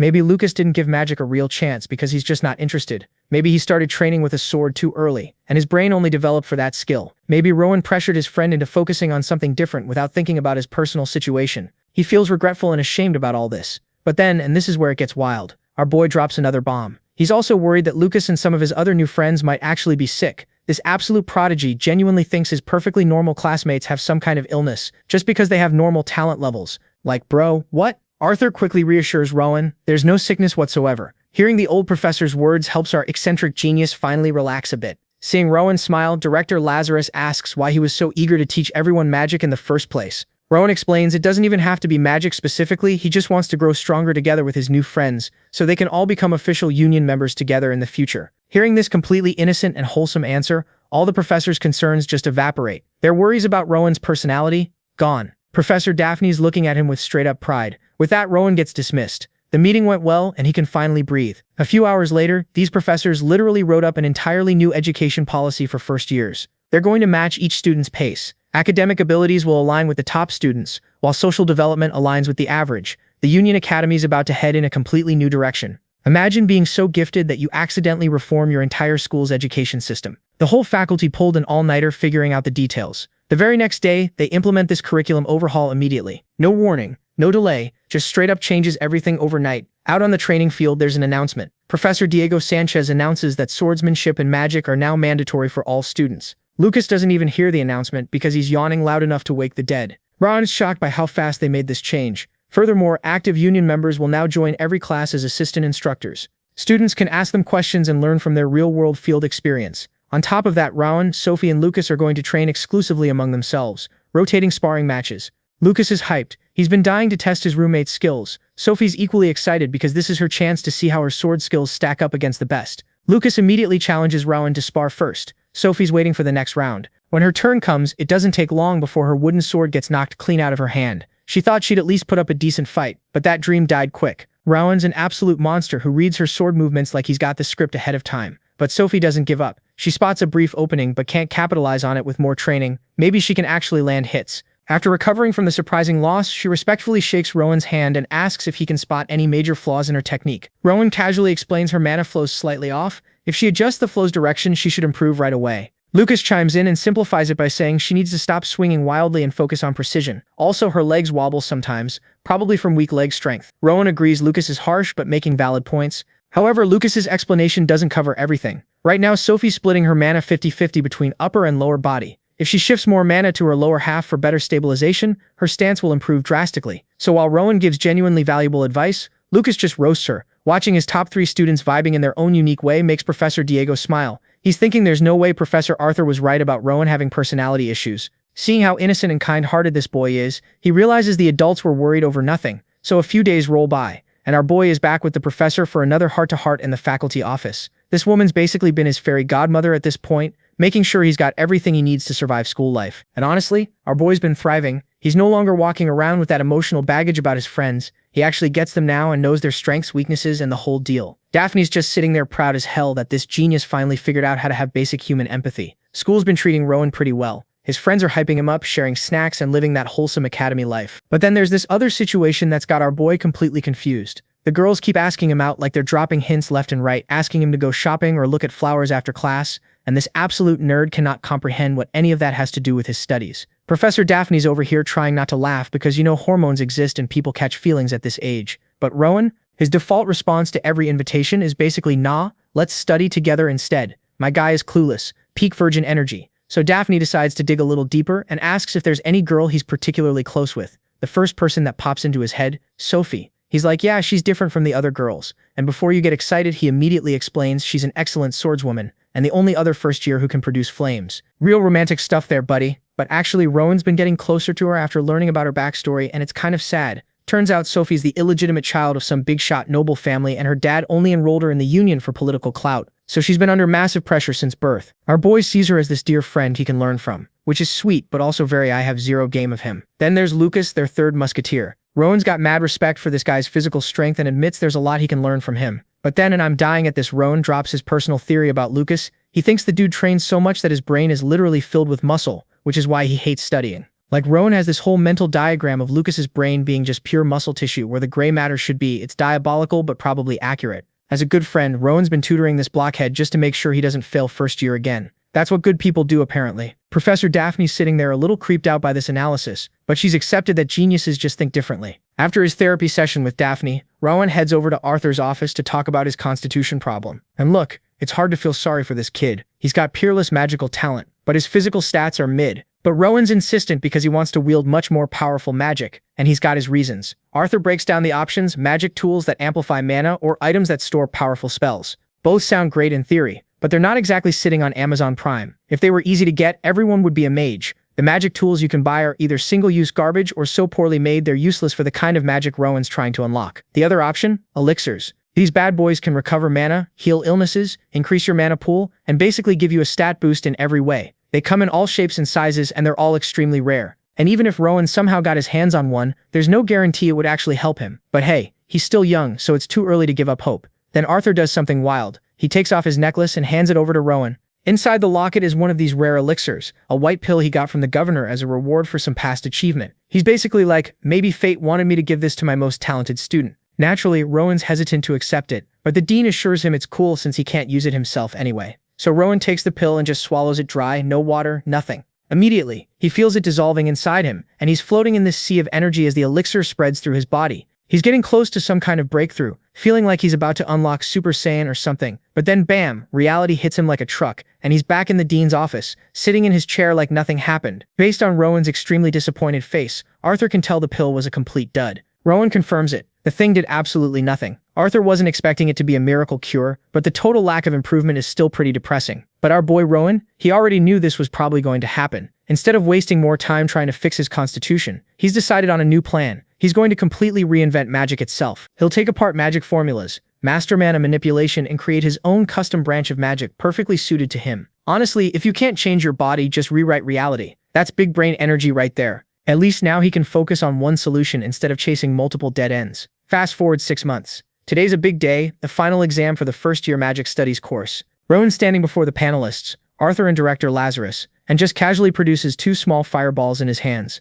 No words, no incantation, nothing. The 2 old guys are clearly impressed and captivated by this masterful display. Then Rowan cranks it up and makes those small flames rage, growing them way larger. They've seen it before, but watching Rowan handle mana directly never gets old. It's an incredible talent. At this rate, he might start combining different branches of magic. But even though everyone's praising him, Rowan's over here worried that his magic is too weak to be useful in the Union. Arthur has to reassure him. Bro, casting spells without incantation already puts you on par with a 4th-class mage. You're officially a high-level mage. No one can dispute that. He tells Rowan to stop worrying about destructive power and focus on his strengths to keep going down this unique path he's carved out for himself. The dean then challenges him to analyze and recreate spells up to the 4th class based purely on his own understanding. And to make it easier, he's getting free access to ancient texts in the library about his constitutional issues, though they decide to keep that information on the down low. Since it's just the 3 of them in the room, the dean and director decide to form a mage's pact to keep it secret. They take each other's hands and start chanting this strange hymn together in perfect unison. Meanwhile,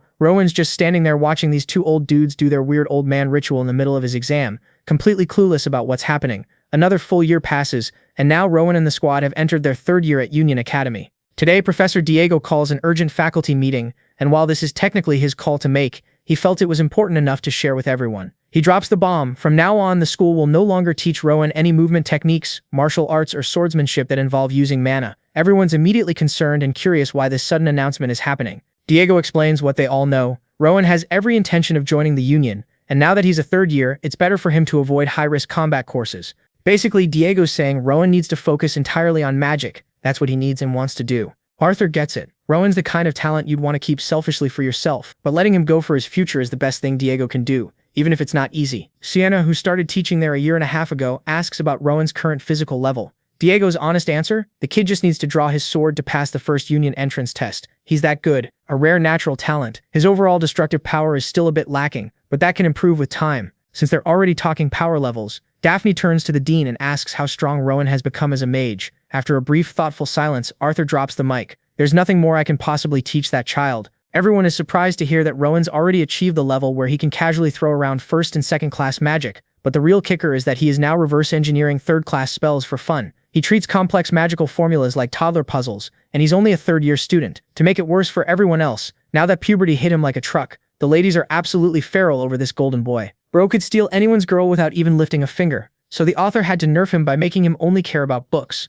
Otherwise, this would have turned into a harem anime real quick. After another boring lecture wraps up, Professor Arthur pulls Rowan aside to tell him about this magic scholarship tournament that's happening. Naturally, their homegrown genius is the perfect representative. Rowan's like, wait, what tournament? Despite being here for 3 years. Turns out this event used to happen so mages could share ideas, but it died out as magic became irrelevant. But now it's back, and get this. It's all because of Rowan. The dean drops this bombshell casually, and our boy's genuinely shocked. Here's what went down. Rowan's reputation finally reached Shounen, the autonomous kingdom and home to the magic tower, basically, the Harvard of wizardry. The tower master is a duke, and they're completely isolated from everyone. Professor Arthur actually trained there until he became a high-level third-class mage. Since he knows how those mages think, he explains they're driven by pure curiosity. Those magic fanatics heard rumors about a fourth-class mage at Union Academy, and while everyone's throwing that title around, Rowan's still humble about it. This whole event is basically an academic conference to verify if he's legit. Shounen wants to debate their golden boy and see if he's really about that life. Now Rowan could just pass on this, but once he hears the grand prize, refusing becomes impossible. The Union's offering a valuable elixir. Even after that massive disappointment last year, when that white pill did jack shit, the possibility of getting an elixir is still tempting as hell. There's one concern. Shounen might know about his constitution problem, but the dean assures him there's no way. This is about interpreting magic formulas, and the elixir goes to whoever shows the most mastery. Basically, Rowan could win an elixir just by arguing about magic theory. The dean promises he'll get it as long as he wins. With stakes that big, how could our boys say no? A few days later, the big day arrives. Shounen rolls up with an entire battalion of cloaked mages looking all mysterious and intimidating. The Union side, just Rowan and his professors. Talk about an imbalance. Arthur welcomes the visitors politely when one mage, Bert, lowers his hood and calls the professor his senior. I'm sorry, but imagine being a powerful mage named Bert. Meanwhile, Rowan's sizing up the competition. Shouren's lineup is older than him, and they're all packing serious mana. They're supposedly students hoping to learn from a success story, except the Union made it clear they only had Rowan as a participant, yet Shouren sent 3 students older than him. These petty mages never change. Still trying to flex when Arthur presents Rowan as their sole representative. Bert pretends to be shocked, like, oh my, just one student? Give me a break. While the adults exchange fake pleasantries, the competitors watch each other silently. Rowan feels one Shouren student's intense gaze, so he just gives the guy a friendly smile. The dude gets flustered, probably because Rowan's too pretty, and quickly looks away. After a sportsmanlike handshake, the conference is set to begin in the competition hall that afternoon. Hours later, spectators fill the hall. Some junior students worry their senior Rowan will face 3 people by himself and might get hurt. Then the girls start screaming their support so loud they almost shatter Lucas's eardrums. He's like, can y'all chill? And points out this is just a debate, not a death match. But the girls argue debates can be just as dangerous. What if senior Rowan gets hurt by harsh words? I'm dying at this logic. Lucas is shocked these junior girls even know who he is, but honestly he's always glued to Rowan's side. Beside him sits Sophie. They both came to watch their friend dominate, using only words. Professor Daphne walks up to announce the official start. She declares the beginning of the scholarly exchange, and those junior girls raise a cloth banner with Rowan's name on it. It's hilariously inappropriate for a scholarly debate, like they're at a sports game instead of an academic conference. Finally, our star Rowan walks in, along with the 3 Shouren boys. Professor Daphne explains the procedure. Each representative takes turns presenting a topic, writing spell formulas, and then moving to Q&A. The first debater is Ali Marco from Shouren, going up against Rowan in round 1. Since Rowan got priority to pick the first topic, he chose carefully. He picked a subject that was very near and dear to his own heart, a topic he's probably obsessed over for countless hours. He chose telekinesis for the first round. The topic that our boy suggested surprised these guys because in these academic showdowns, the opening move is usually flexing your hardest spells, showing off your faction's biggest achievements to set the tone. But what our boy suggested is literally the basic class 1 spell that beginners learn on day 1. Some of these Shouren mages immediately think it's a joke, like, did we really travel all this way just to talk about baby's first spell? They're looking around confused, wondering if the rumors about this kid were completely exaggerated. Meanwhile, Arthur and director Lazarus are just sitting there in silence, like they know something these fools don't. Then this dude Ali Marco steps up, all high and mighty, saying Rowan's topic is beneath them and not worthy of this honored forum. And Rowan hits him with the, "Oh, so you're mocking Schwarn?" He explains that even something as basic as telekinesis has deep complexities worth discussing. Seriously. But Ali's not having it, saying diving deep into such a simple spell would be a waste of everyone's time. Rowan drops the philosopher bomb, but aren't mages supposed to devote time to exploring truth, no matter how small? And honestly, he cooked him with that one. Ali Marco, running out of patience and excuses, finally agrees to debate telekinesis. Being the polite genius he is, Rowan asks Ali what topic he had prepared, since he doesn't want to be rude about the format. And this is where Ali severely underestimates our boy. He smugly proposes debating the fireball spell instead, condescendingly explaining that it might be difficult for someone Rowan's age, but he's cool with an easy opponent. Arthur immediately clocks what's happening. Sharwin must have heard about Rowan's fireball abilities and is trying to trap him. But plot twist, Rowan throws a curveball at everyone. He's like, you know what? Let's do both. Telekinesis and fireball together. As a package deal, because why just talk about spells when you can combine them on the spot and blow everyone's minds? Then our boy casually picks up a piece of chalk with his mind, no chant, no hand gestures, nothing, and starts writing his formula on the board. Alma Marco is shook. This kid just no-chanted cast like it was nothing. Not wanting to be completely outdone, Ali also uses telekinesis to write his arguments, but he has to continuously chant the whole time just to maintain the spell. The difference in skill is already embarrassing. The Schwerin mages are squinting at the board trying to figure out what Rowan's writing, slowly realizing this absolute madman might be trying to create a new spell by combining two different established spells on the spot. Surely not, right? Right? When it's time to explain their work, Aldi goes first. He writes out the complete separate formulas for telekinesis and fireball, the standardized versions established by great wizards with no room for recombination. Now it's Rowan's turn, and he steps up to the podium gathering his thoughts. He starts explaining how telekinesis is basic enough that anyone with a little mana can do it, and originally he was just going to argue that people misuse it by relying too much on raw magical power. But thanks to Ali's interesting suggestion from earlier, he got inspired to try something more exciting, combining two established spells. He points to his board showing the rewritten formulas. The first part is about controlling an existing fireball using telekinesis. Cool but not world-shattering. But the second version, that needs a demonstration. The chalk he's been manipulating starts spinning faster and faster until it generates a spark of flame. In just a few minutes, this boy had formulated a method to transform an object controlled by telekinesis into a literal fireball. He deconstructed the very essence of magic itself, just for fun. The Schwerin mages are having a collective meltdown. This single demonstration is challenging everything they've ever been taught about magic. For anyone unfamiliar with Rowan's abilities, the complete shock must be disorienting.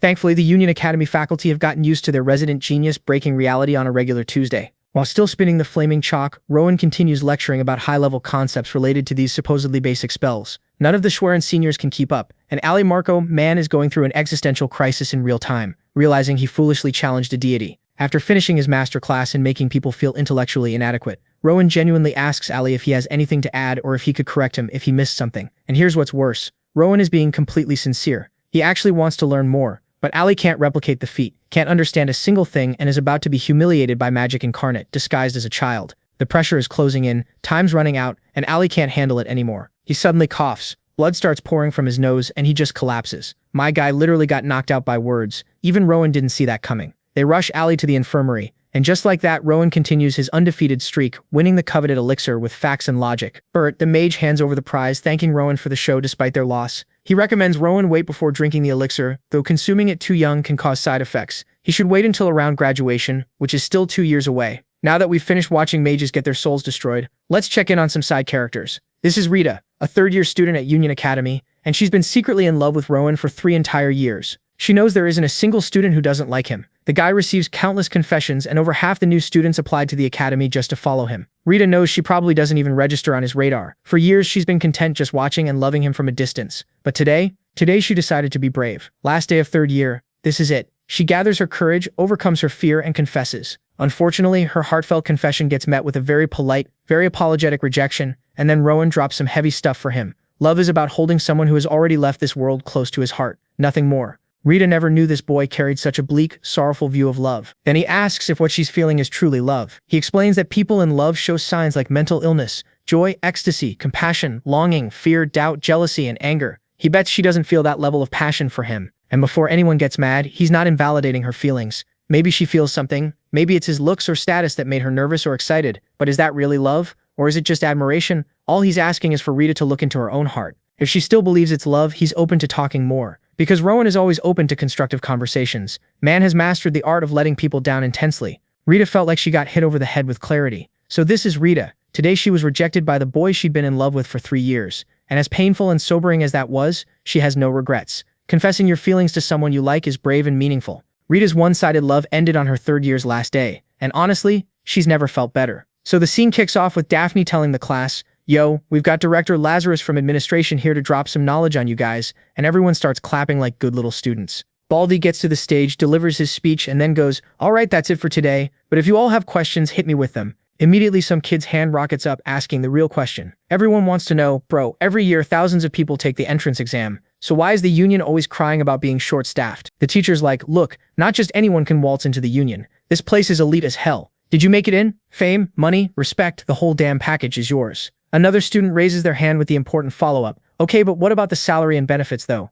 And the teacher drops the bomb. "The pay is good enough that you literally only need to focus on your missions. This is the most privileged job in the entire kingdom." The students are losing their minds. Then he hits them with another one. Every union member is directly connected to His Majesty himself, regardless of rank, because they all follow the king's will. Everyone's sitting there like, holy shit. Then this one kid raises his hand with an actually smart question. He's like, "All right, look, you only recruit crazy talented people, but can we actually get strong by joining? Because I followed my teacher's advice, graduated top of my class, focused purely on magic, and I'm still not strong enough." The teacher is actually impressed. Someone thought about what happens after joining and tells him, "Hell yeah, you can definitely become strong here," which gets the boy all fired up and ready to grind even harder at his magic studies. Cut to our boy Rowan, buried in a mountain of books, remembering when Sienna told him his ability was similar to ancient elves. While he's digging through all this dusty old text, he finds out that their powers were all about communing with spirits instead of using mana directly. Like instead of controlling wind themselves, they'd just summon a wind spirit to do it for them. They literally controlled the spirits of the elements. But our boy can't understand one thing. How the hell did they lose all their powers overnight? He discovers that back in the age of the World Tree, there were elves and dark elves representing the whole good versus evil thing. But after the World Tree got destroyed, boom, no more powers. Even more bizarre, the world kept getting separated and merged across different timelines until humans took over and elves became basically endangered. Rowan's sitting there looking depressed because there aren't any clues about his specific powers in this whole story. He's now certain that the flow he's been seeing is mana, not spirits. So our boy went to Arthur with his questions, and the old man is confused. He's like, "Dark magic? What are you talking about?" Rowan says how he went through many books but barely anything was written about it. The old man explains that ever since the Grave Group started messing with dark magic, they became public enemy #1 for the Union. Rowan's looking worried, and tells him he only saw Rita's magic technique. It looks like some ancient language, but he's not sure if it does the same thing. The old man points out the real difference is in the mana itself. Rowan's like, "Oh damn, yeah, that makes sense." Arthur explains that while Rowan can't see his own mana yet, those bastards from using dark mana are using dark mana. That's when it clicks for Rowan. The mana he saw earlier was dark mana. He asks what dark mana even is, and the old man drops this heavy-ass explanation. If regular mana makes up everything in the world, dark mana corrupts it and makes the world evil. He explains that the demon world is literally made of dark mana. Demons use it like battery power, and these Grave Group bastards are basically using the same demonic energy. He tells Rowan that sometimes he's noticed cloudy mana hanging around him. The teacher explains that dark emotions can turn your mana dark. Rowan's like, "So what's the end game for these dark magic groups anyway?" And the teacher just deadpan says they want to destroy the world. Because obviously that's Villain Playbook 101. Fast forward a few months and someone's asking Rowan if he's about to head to some salon. He says he's good and they're like, "We know you're good better than literally anyone else actually." There's some random dude standing there looking confused while Rowan's just watching two people bickering like actual toddlers. The girl tells him to come over whenever he's ready. As Rowan waves them off, he's thinking these two idiots are actually pretty good together. As he walks into his room, he's thinking about how time flew by way too damn fast, like someone hit the fast forward button on his life. Inside a box, there's this red potion, the elixir he was told to chug right before graduation. Meanwhile, Lucas and Sophie are talking among themselves about how their family members are going to be at the ceremony. Lucas is sure that his dad's definitely going to embarrass the hell out of him with some cringe speech at the ceremony. Meanwhile, Sophie is stressing about looking perfect so she doesn't shame her family in front of everyone. On the other hand, our boy is feeling a little bit sad since he doesn't have a family to embarrass him. But then he quickly gets rid of these depressing thoughts because these two idiots are his family. Now the family he's got to protect no matter what, even if they're complete dumbasses sometimes. That's something Pauline's mother taught him before she died, found family. It's different. Walking around his room, he decides to drink the potion. And as he does, something within him changes immediately. Now he can see mana way clearer than before. Man just unlocked the HD vision upgrade. Then he notices the egg. Years have passed and this thing is still the same cryptic bullshit, just sitting there mocking him. He grabs the stone and channels pure mana into it. And thanks to the potion, he can see way more details in the mana flow than ever before. At this point, he thinks he can actually crack the seal himself. Finally going to figure out what this mystery egg is about after years of blue balling. He whips up a magic circle and focuses on the egg. His eyes go wide, the egg starts floating in mid-air all dramatic-like, releasing this insane amount of magic. He's completely stunned, staring at whatever the hell is hatching inside, probably thinking, "Please don't be a chicken.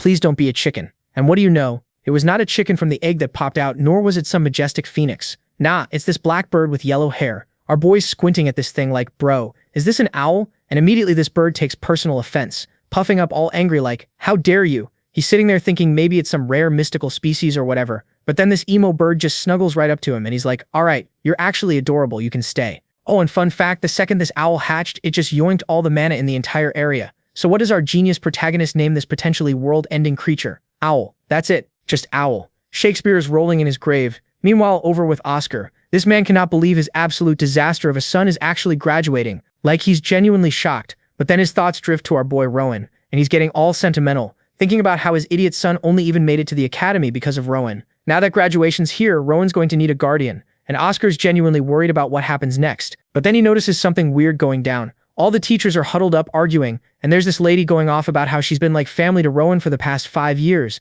and they have this strong bond. Meanwhile, some other professor is butting in, bragging about how Rowan's going to revolutionize magic, and they'll be doing groundbreaking research together after graduation. Oscar's just standing there watching this unfold like, hold up, are these grown adults seriously fighting over custody of this kid? Like, when did Rowan become the most popular person at this school? Cut to the graduation ceremony starting up. They call Rowan to the stage and he walks up with this confident-ass smile. Immediately the students start whispering, wait, did he get top of the class just because he's hot? What noble family is backing this guy? See, they'd heard rumors that some illegitimate child from a big noble house was graduating today, and they're all assuming it's our boy. Then Rowan grabs the mic and absolutely shatters their assumptions. He starts telling his backstory, how he used to beg in the streets, how he was literally about to be sacrificed to some dark cult before the Union had to swoop in and rescue him from becoming a ritual snack. After that, he joined the school, learned magic, made actual friends, and decided his entire life mission would be protecting people. He's giving this whole heartfelt speech, thanking everyone who helped him become the righteous hero he is today, and his classmates are straight up tearing up. His teachers are nodding like proud parents, thinking, yeah, that's my boy right there. Later, they're walking through town and his homie asks if he's taking the Union entrance exam after the ceremony. Rowan's like, yeah, that's been the plan all along. Lucas mentions his dad's looking for him, but then Rowan notices Sophie looking sad as hell. He asks if she's okay, and she admits she's nervous because she completely botched her speech in front of the crowd earlier and is low-key spiraling. Ronan, being the wholesome protagonist he is, puts a hand on her shoulder and goes, don't worry, we'll all get into the Union together and show them what you're worth. She's blushing and nodding, feeling all motivated now. They arrive at the Union, and the place is absolutely packed. Ronan walks up to the register and introduces himself as a Union School graduate. Immediately, people start side-eyeing him. Wait, isn't the minimum age for this exam 15? How young is this kid? The registrar checks his info and goes, oh damn, you're the top graduate from Union School, and confirms his registration, handing him a ticket to the testing area. People in line behind him start murmuring, okay, maybe this kid's different. I heard he can actually use magic without exploding. Ronan meets back up with Lucas and Sophie, and they explain the first round you just have to demonstrate your skills in front of a supervisor. Ronan gives them a confident smile and says, just do what you always do, and let's meet up after we pass. They're all hyped when the announcer calls out, next candidate, Union School top graduate, Ronan. Our boy walks into testing area 1, and suddenly this massive golem just materializes in front of him, and charges straight at him like it's got a personal vendetta. The test begins and Rowan casually raises his hand. Blue mana starts swirling around it, and everyone watching is absolutely gawking because apparently this level of mana control is not normal for a kid his age.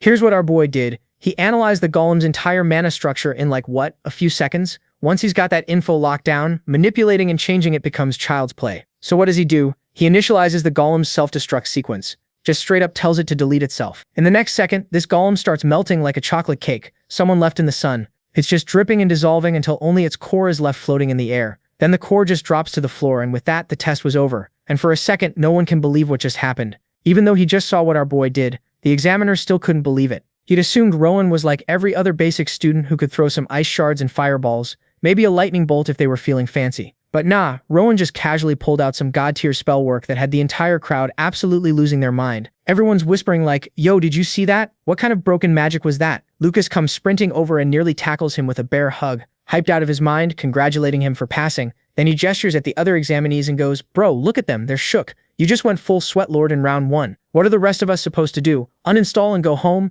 Lucas is cackling, then puffs out his chest and announces, too bad for everyone going after you. Cause the great Lucas Tremaine hasn't even had his turn yet. The vibe was fun and hype, but then Rowan notices Sophie looking worried as hell, so he calls out to her trying to gas her up. Yo Sophie, I'm looking forward to your performance. Let's all get into the Union together. She gives him this tiny smile and thanks him, but you can tell she's still nervous as hell. The examiner calls her name next, and Sophie's literally trembling as she walks up. You can see the fear radiating off her. Lucas tries to encourage her. Stay calm, you got this. She turns back, gives them a smile, and heads to the stage. As she steps up, the golem spawns in and she draws her sword. Some know-it-all in the crowd immediately starts commentating, "Oh, she's using the Pobble sword technique." Then he squints and goes, "Wait, her stance is trash though." The girl next to him asks how he even knows that. And this dude's like, "I've trained with the Pobble family before, so I know their style." He explains it's supposed to be this insanely difficult technique with continuous strikes that flow like an illusion, super hard to counter. But the key is depth. The blade work needs weight and precision. Looking at her stance, there's no depth whatsoever. The girl's worried now, asking what Sophie should do.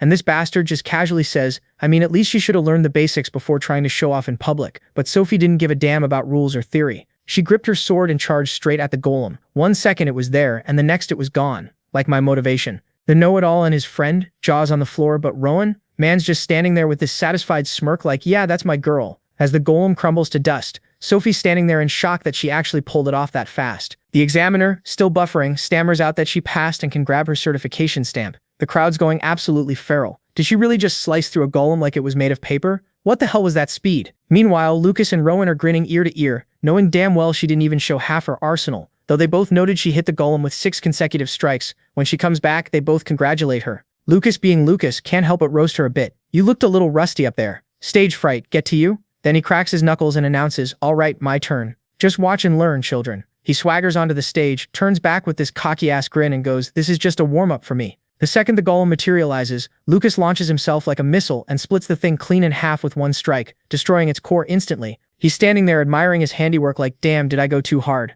My bad." Meanwhile, the examiner's having a full mental breakdown because that's the 3rd person today who one-shot the golem. Like, bro, what is this, a damn speedrun competition? Later that evening, they're chilling at Lucas's crib. Lucas tells Rowan to make himself at home and yell if he needs anything. Rowan thanks him for letting him crash there, and Lucas waves it off like it's nothing, then mentions dinner's ready and he should freshen up first. At dinner, there are carrots. Just carrots. Lucas's dad offers Rowan more, but he politely declines. Lucas immediately starts whining about the food and gets bonked on the head for being ungrateful. Rowan's just sitting there like, damn, this family dynamic is wholesome as hell. Then Oscar turns to Rowan and asks about the gifts.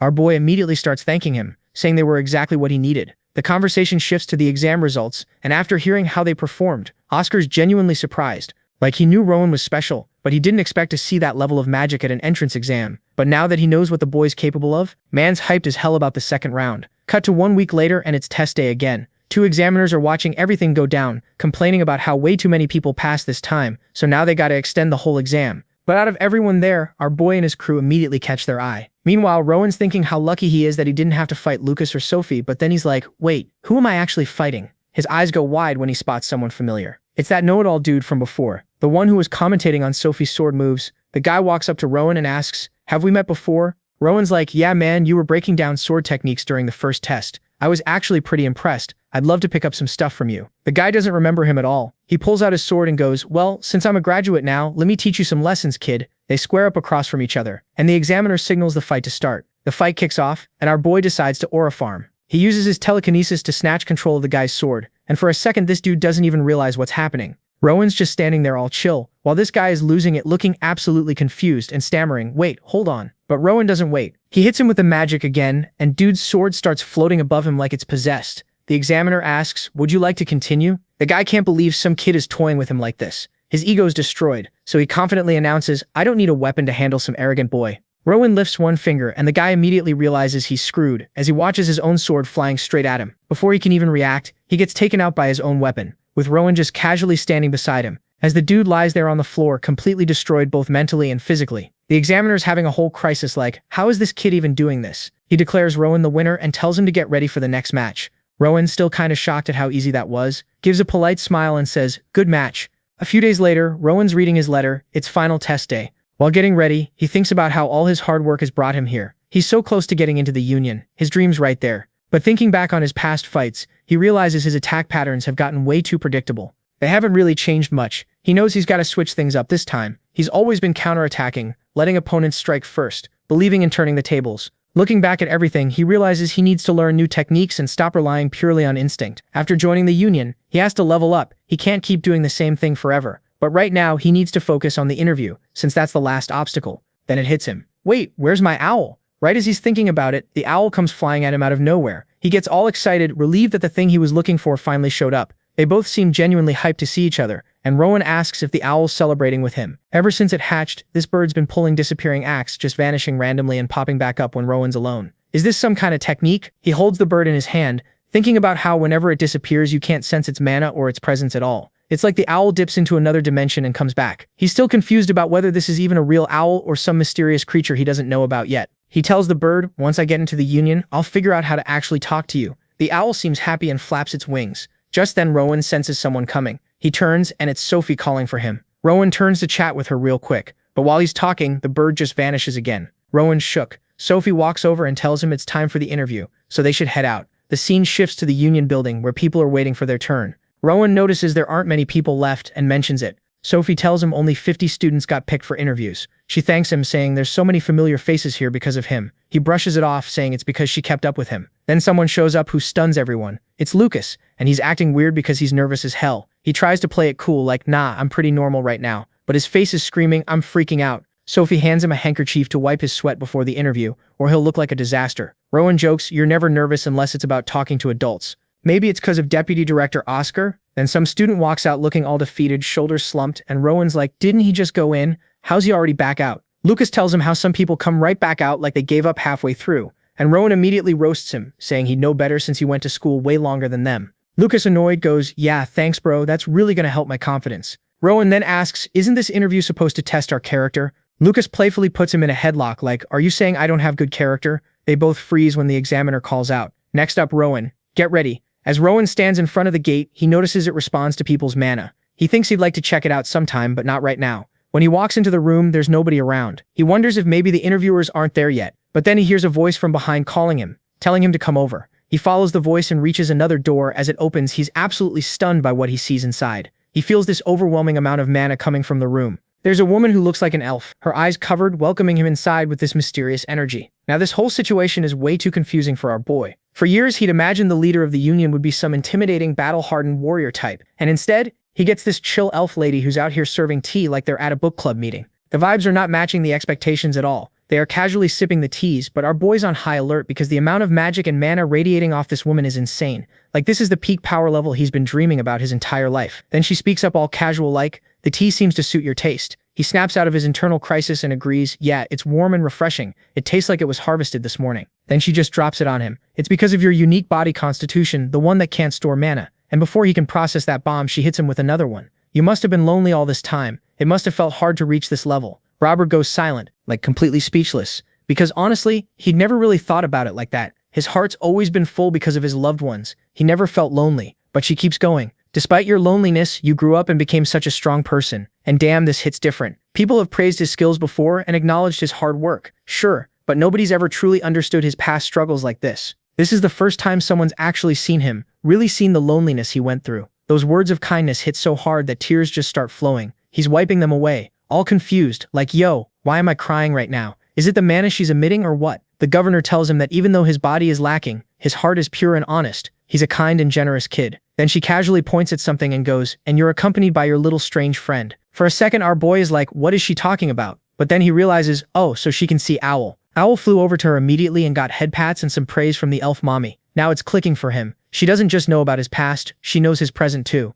This woman knows everything. He starts thinking about that vision he saw earlier and wonders if she knows about that as well. Finally, he works up the courage to ask, that vision I saw earlier, was that the future? He's genuinely worried about what he saw. She pauses for a moment, then drops some wisdom. There's no such thing as a fixed future. If he saw something from the future, there's a chance it might not happen. Everything depends on him and his will. He becomes what he believes in the future he creates. What he saw was just one possibility, not a guaranteed outcome. He just has to work hard to prevent that possibility from becoming reality. That's what humans have been doing for ages. And just like that, our boy finally understands the path he needs to take and how to work toward his future. The man's smiling with genuine happiness now, like he just unlocked the secret to life. Cut to the next day at Oscar's house, and this man had prepared a feast, but with carrots. Naturally, because he loves carrots. He says he made them with extra effort, so they should celebrate properly. While they're eating, Sophie asks where they'll be assigned. Oscar replies that it's hard to say, the governor probably made arrangements during the interviews. He mentions that only 10 people passed, including the 3 of them, and they're the only 3 who graduated from the Union School.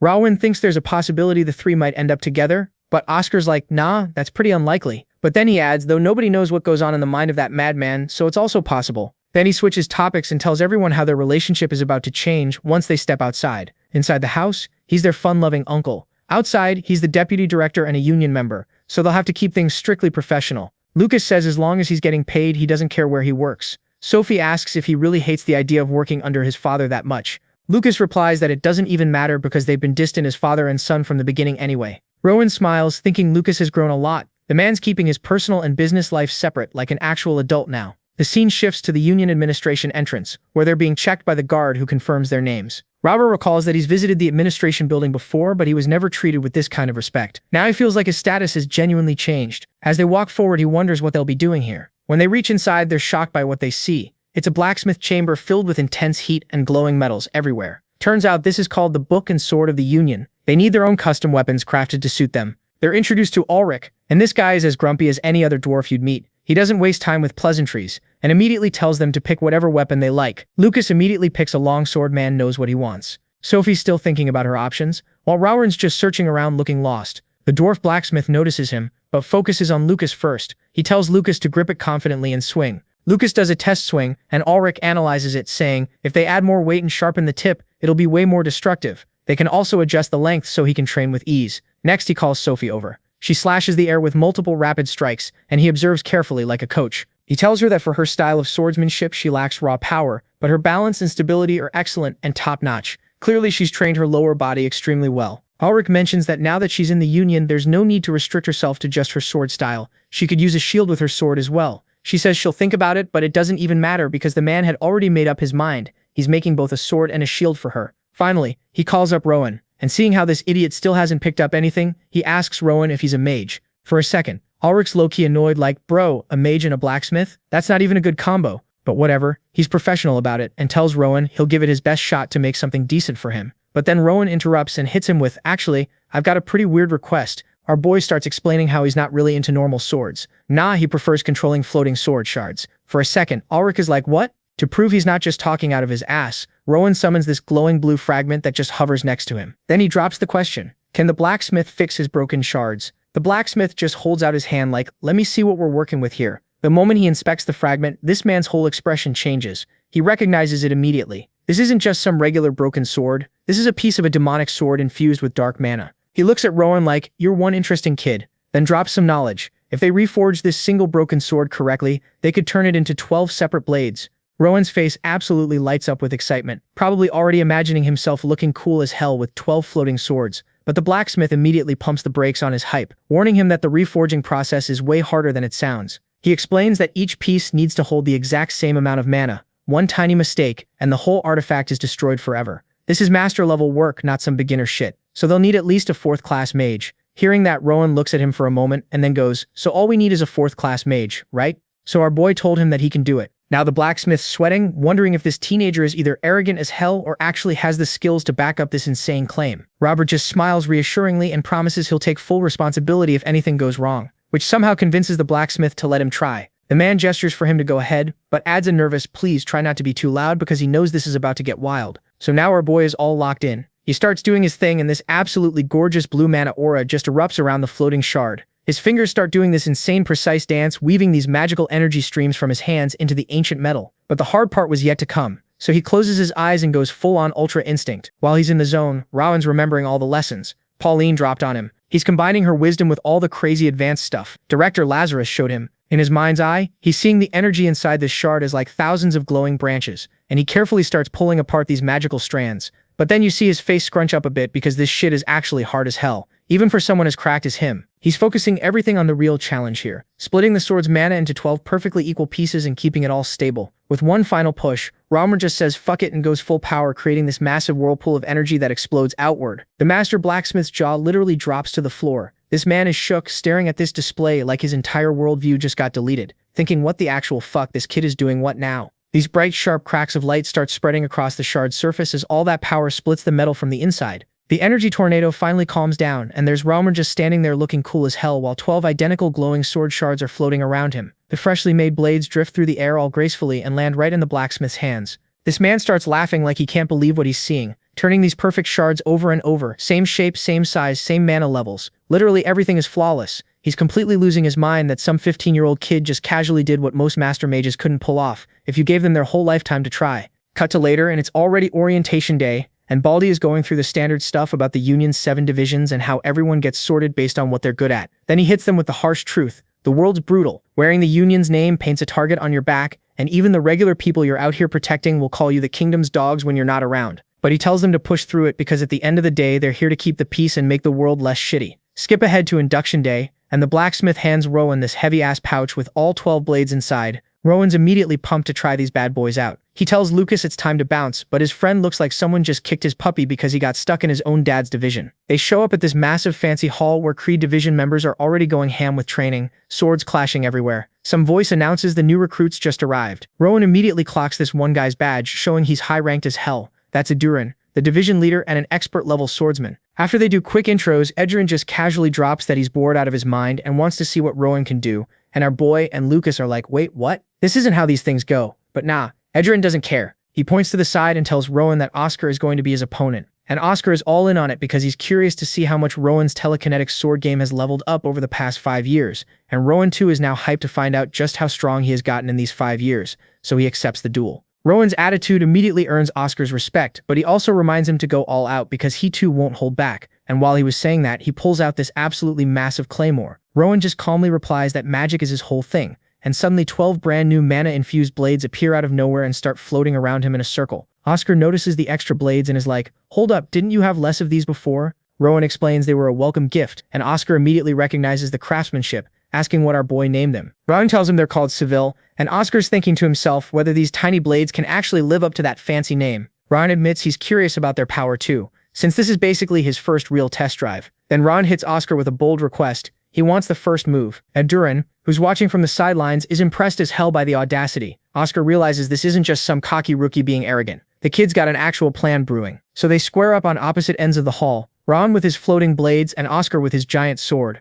Then Oscar erupts with this intense crimson aura and basically warns Rowan, don't you dare disrespect my family's fighting style with some half-assed imitation. Rowan thinks back to his 5 years of sparring with Lucas, knowing the pass-off family's claymore style inside and out from all that practice. But he also knows that Oscar is on a completely different level than his friend could ever reach. With that, the battle begins. He goes all in from the first second, using all 12 shards, but Oscar just casually swats them away. He gives Rowan some quick feedback saying the technique's rough but has potential. But even if it does, it's nowhere near enough to beat him. And as he says that, he charges straight at our boy and Rowan has no idea how to stop him. So he quickly comes up with a crude plan. He knows that he can't stop that sword. So instead he focuses on slowing down the sword's speed. Oscar's about to bring down another strike when, in the next second, he's completely frozen in place. Lucas and Edurin are watching from the side, with Lucas pointing out that something invisible just locked his dad down. Rowan's back on his feet while Oscar's struggling against the restraints. Turns out our boy used precise mana control to manipulate weight and friction to trap Oscar. Oscar looks at him with this impressed smile, saying the kid learned some nice tricks, but warns him parlor tricks won't cut it. The mana threads start cracking, and with one massive roar, Oscar just shatters those magical restraints like they're tissue paper.